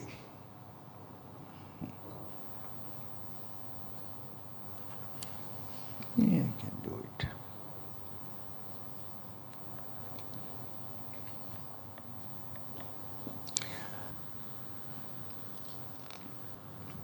Sati, one of the daughters of Daksha, was given in marriage to Mahadeva, who wore the skin of a tiger and went around with matted hair and ashes. Sati became the wife of Mahadeva, one of the daughters of Daksha. Once the great Yagnya by name Brahmashatra was being performed by Marichi and other great rishis. All the great sages, devas and other denizens of the heaven were present. While the Yagnya was in progress, Daksha Prajapati entered the Yajnashala. He was glowing like the sun, and the Yajnashala was lit up by his magnificent presence. Such was his glory that all the rishis stood up as one and honored him. Only two did not stand up and pay him respect as paid by others. One was Brahma, and the other was his son-in-law Mahadeva. Daksha went to the presence of his father Brahma. Brahma is his father, fell at his feet and took the dust of them on his head. With the permission of Brahma, Daksha sat down. But he was very angry with Mahadeva, since he did not join the others in honoring him. He could not brook this insult. With his eyes copper red with anger, Daksha said, Brahma Rishis are all assembled here, and in the presence of all of you, this man has insulted me. He took the hand of my beloved daughter in marriage, and I gave her to him. And so it follows that he has to pay me respect. I am in the position of a guru to him, but he does not seem to know even the rudiments of decorum. He is puffed up with ego. He did not even talk to me with respect when I entered. I'm sorry I gave my daughter to this bull. I made a mistake in giving her away to an unworthy fellow like him. He is not well behaved, he is unclean, he is ignorant of the rules of conduct, he is very proud. To such a man I have given my child. It is like teaching the Vedas to those who are not ready to understand. He lives in the burning ground surrounded by pretas, dead bodies, bhutas and pishachas. With his hair all matted and wild, he wanders naked in the burning ground. He laughs a while and weeps a while like a demented person. He smears himself with ashes from the funeral pyre and wears a garland made of human skulls. His ornaments are human bones. He didn't know that before. Only when he felt insulted, everything is coming in. He is Ashiva and he calls himself Shiva. He is full of tamas, the worst of the three gunas, and is swollen with ego. As for his attendants, they are also afflicted with the same qualities. My father Brahma asked me to give my Sati to him, so I gave her. I regret it now. Daksha took water in his hand and began to curse Mahadeva. He said, this Mahadeva, the worst of all gods, will not receive any more a share of the yajnas like Indra, Upendra and other gods do. Having cursed Mahadeva, Daksha did not even stay there. He went back to his home. Nandikeshwara, the ardent bhakta of Mahadeva, was very angry to hear this with Daksha, who had treated the Lord so badly. The slight to his master was too much for him. He got up and said, this Daksha is a fool. He thinks so highly of himself that he has forgotten who Mahadeva is. A man who can be so ignorant of the true nature of Mahadeva is really unfortunate. He will from now stray away from the grace of his Lord. He is no better than an animal which lives only for the gratification of its hunger and thirst. Daksha is therefore like a goat which has no intelligence. He will hereafter have the head of a goat. As for the rishis who were silent when Daksha pronounced the curse on Mahadeva, they will also suffer for all this. These many followers of Daksha will hereafter go through cycles of births and deaths.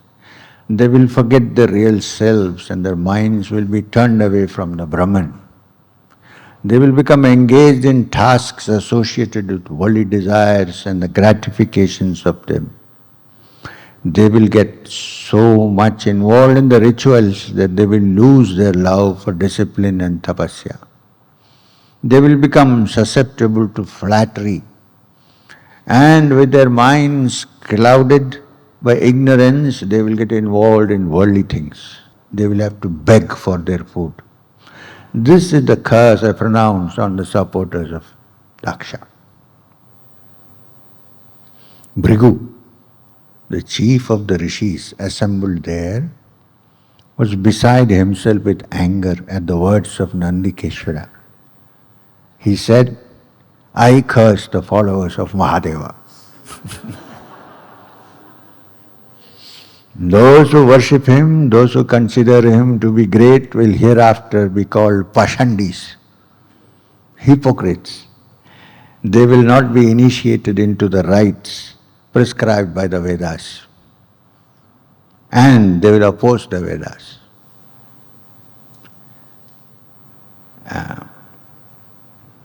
They will be unclean and foolish. They will wear their hair matted like Mahadeva. They will wear ornaments made of bones and they will smear the ashes on their bodies like their master. They will drink sura. You know what is sura? Easily available.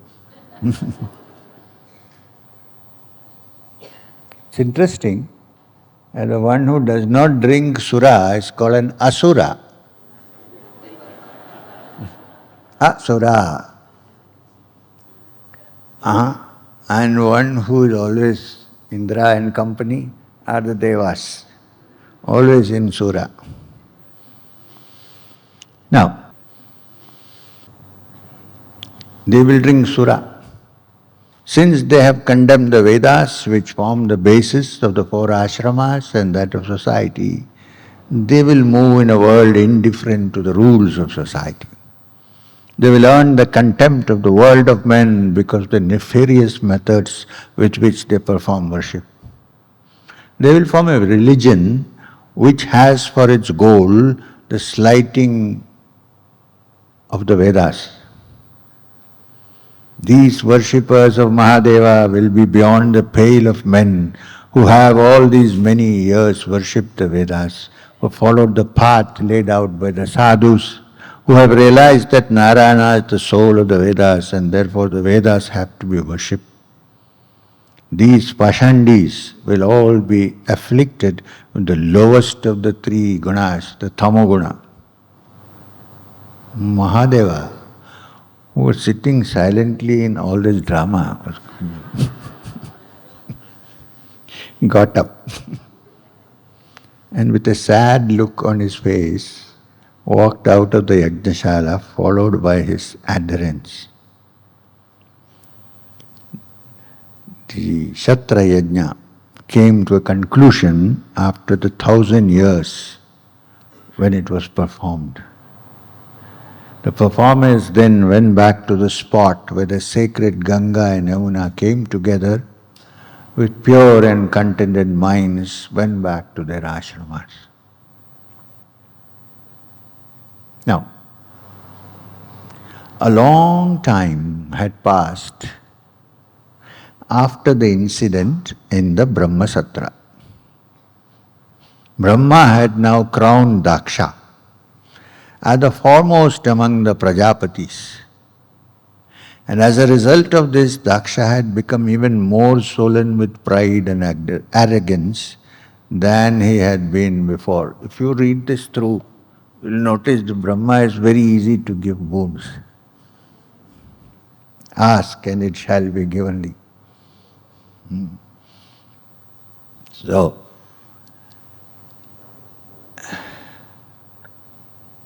as a result of this, Daksha had become more swollen with pride than before. To show his contempt for Mahadeva, he began to perform a yajna by name Brihaspati Shava. Not Shava, Sava. Brihaspati Shava. All the Brahma Rishis, Deva Rishis, Pitris, Devas, all attended the yajna. Now what happened? Sati, his daughter, the wife of Mahadeva, heard about the yajna which was being performed by her father. She saw an endless stream of men and women dressed beautifully going towards the spot where the yajna was being performed. She went to her lord and said, "Your father-in-law, my father, has begun to perform a great yajna. We should also go there."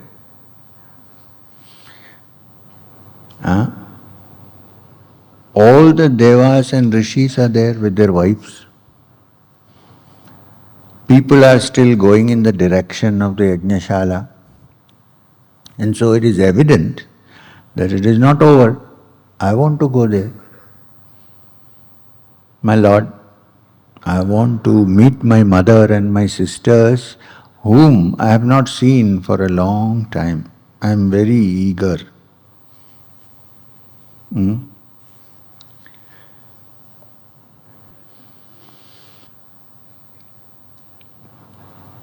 You are the Lord of the universe.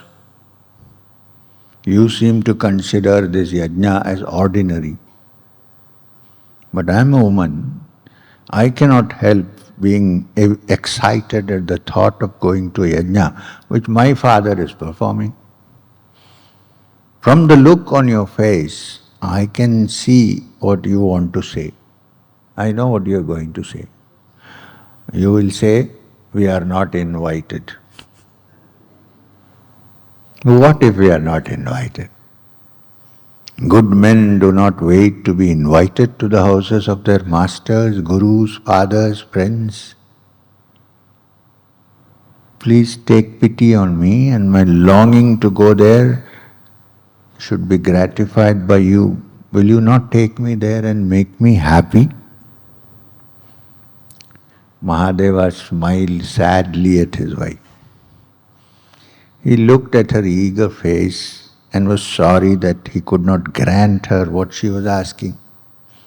He remembered the cruel words of Daksha spoken long ago. He said, "My dearest wife," after listening, he said to his wife, "My dearest wife, my Sati, the thought of going to your father's house, in spite of the fact that we have not been invited, would not have mattered if he was somebody else.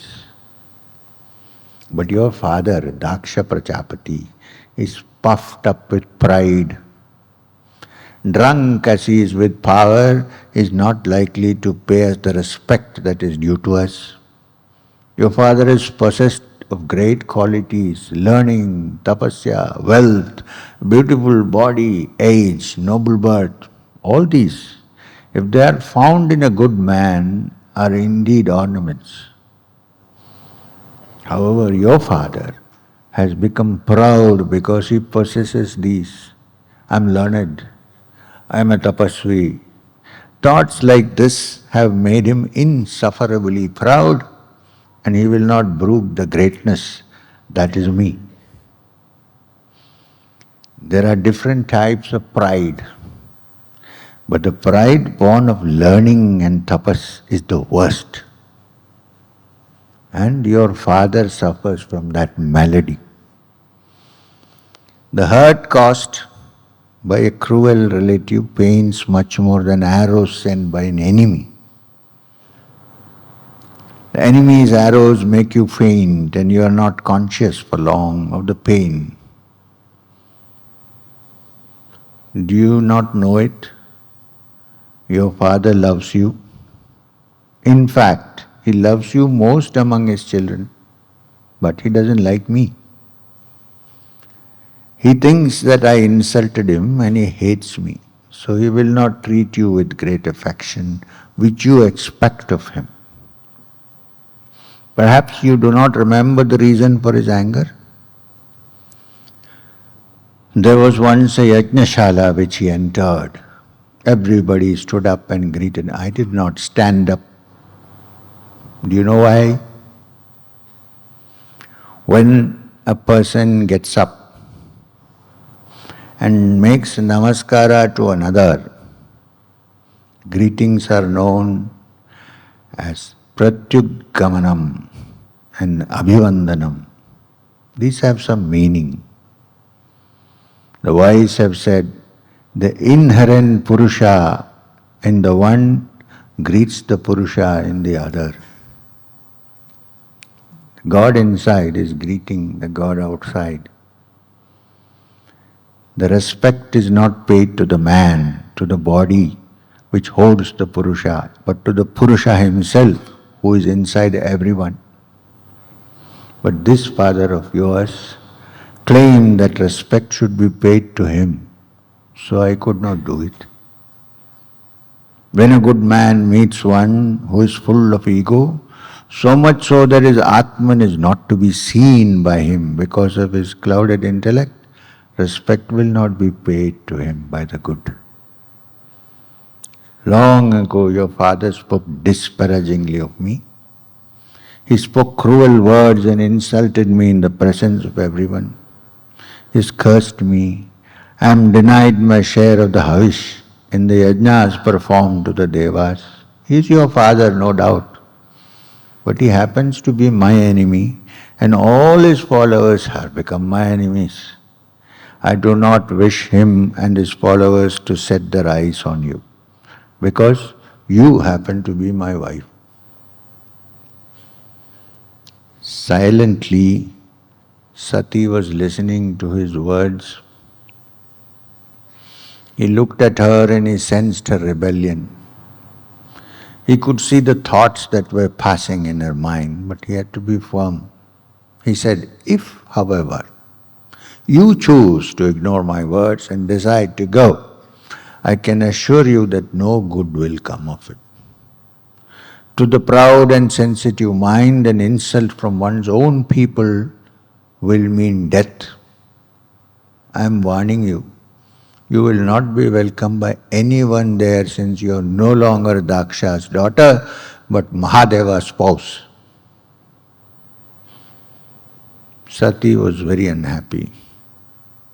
Her husband had asked her not to go. He had said that she should not go. That would end in disaster if she went against his wishes. But her heart was in the Yajnashala, where her dear ones were present. She would walk in and out of her little home trying to decide on the course of action. Mahadeva was watching her all the while without speaking a word. Prevented as she was by her husband from going to her people, her eyes filled with tears, and at the same time, woman-like, she looked angrily at her husband since he could not accede to her wish. She asked for so little, and he could not grant it to her. Finally, her womanliness won.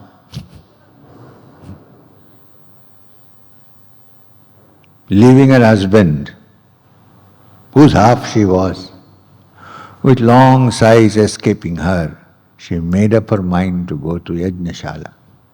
She walked swift and straight as an arrow without looking back. The servants of Mahadeva followed her. They placed her on a glorious bull and they went towards the Yajnashala. Mahadeva was sitting all alone. his mind filled with sadness.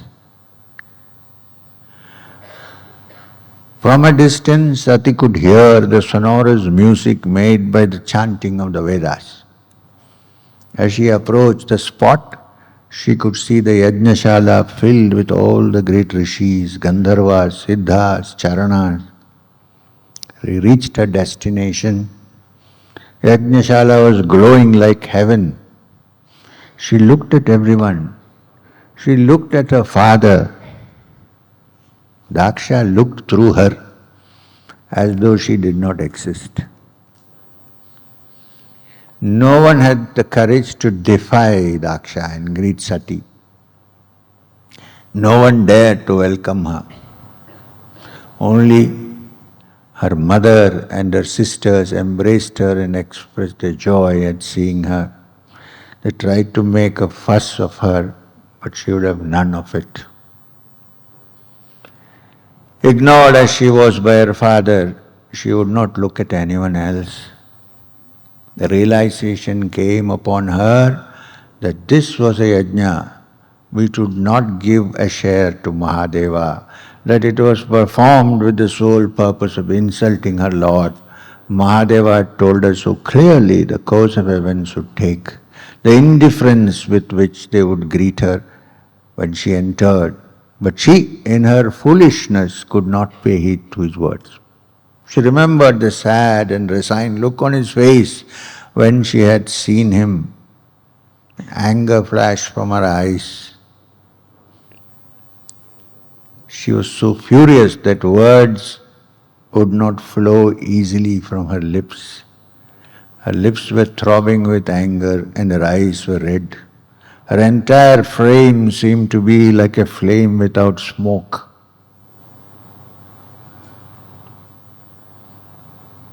Have you seen an angry woman?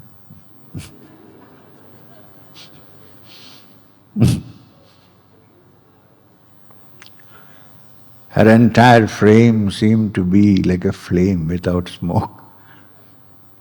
Sati looked at her father and said, "What a foolish person you are. You call yourself the enemy of the Lord, of one who has no equal in the universe. Only a fool like you will do such a thing." People can be classified into different categories. The first is the lowest type. He is called asadhu. He will see only the faults in another. He will have no eyes for the good. The second is the mediocre type. The man sees good as well as bad in another. But there is a third type.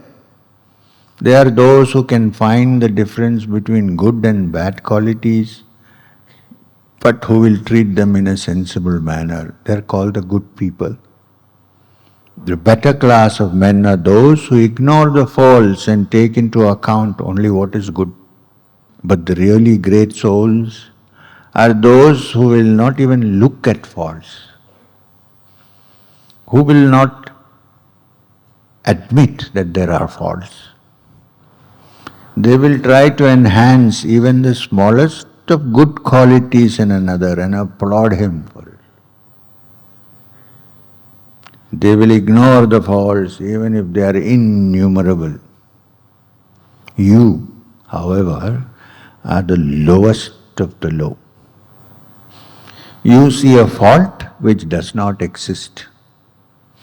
This is not surprising in one who does not realize the greatness of a really great person. My Lord treats you with indifference.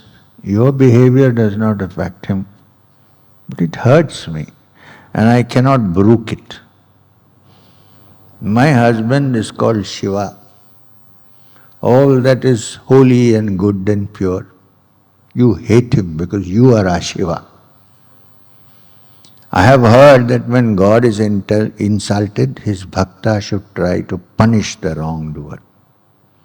If it is not possible for him to do so, if he is too weak to oppose the offender, he should at least run away from the spot so that the words may not reach his ears. A real devotee should not have a desire to live after hearing the words of insult spoken by the hater of Lord. I am ashamed of this body of mine which owes his existence to you, O hater of Shiva. I hate myself for being the daughter of a sinner like you. I do not want to be known as Daksha any hereafter. This body has lived long enough and I will shed it. Sati said nothing more. She sat down, dressed in her gold-colored silk, and closing her eyes, went into a yogic trance. They were all watching her. Mentally, she controlled her thoughts and invoked the god of fire to enter her. No one spoke a word. Suddenly, her body began to burn with the fire which she had summoned, and in a second, she was turned into a heap of ashes. When they saw Sati destroying herself, the attendants of Sati rushed towards Daksha with the intention of killing him, avenge the death of their queen. Bhrigu saw them rushing, and invoking a mantra which destroys those who try to disturb a yajna, he poured libations into the fire. Out of the fire was born a crowd of beings by name Ribus. There were more than 1,000 in number. They fought with the servants of Mahadeva and drove them back. In the meantime, sage Narada again went to Mahadeva. First he said, Narayana, Narayana in front of Shiva, and related to him about the happenings at the Yajnashala and the tragic end of Sati, and also about the routing of the Pramata Ganas by the power of Bhrigu. Some of his Ganas were destroyed by Bhrigu. Mahadeva was not surprised. What did he do? We will know tomorrow.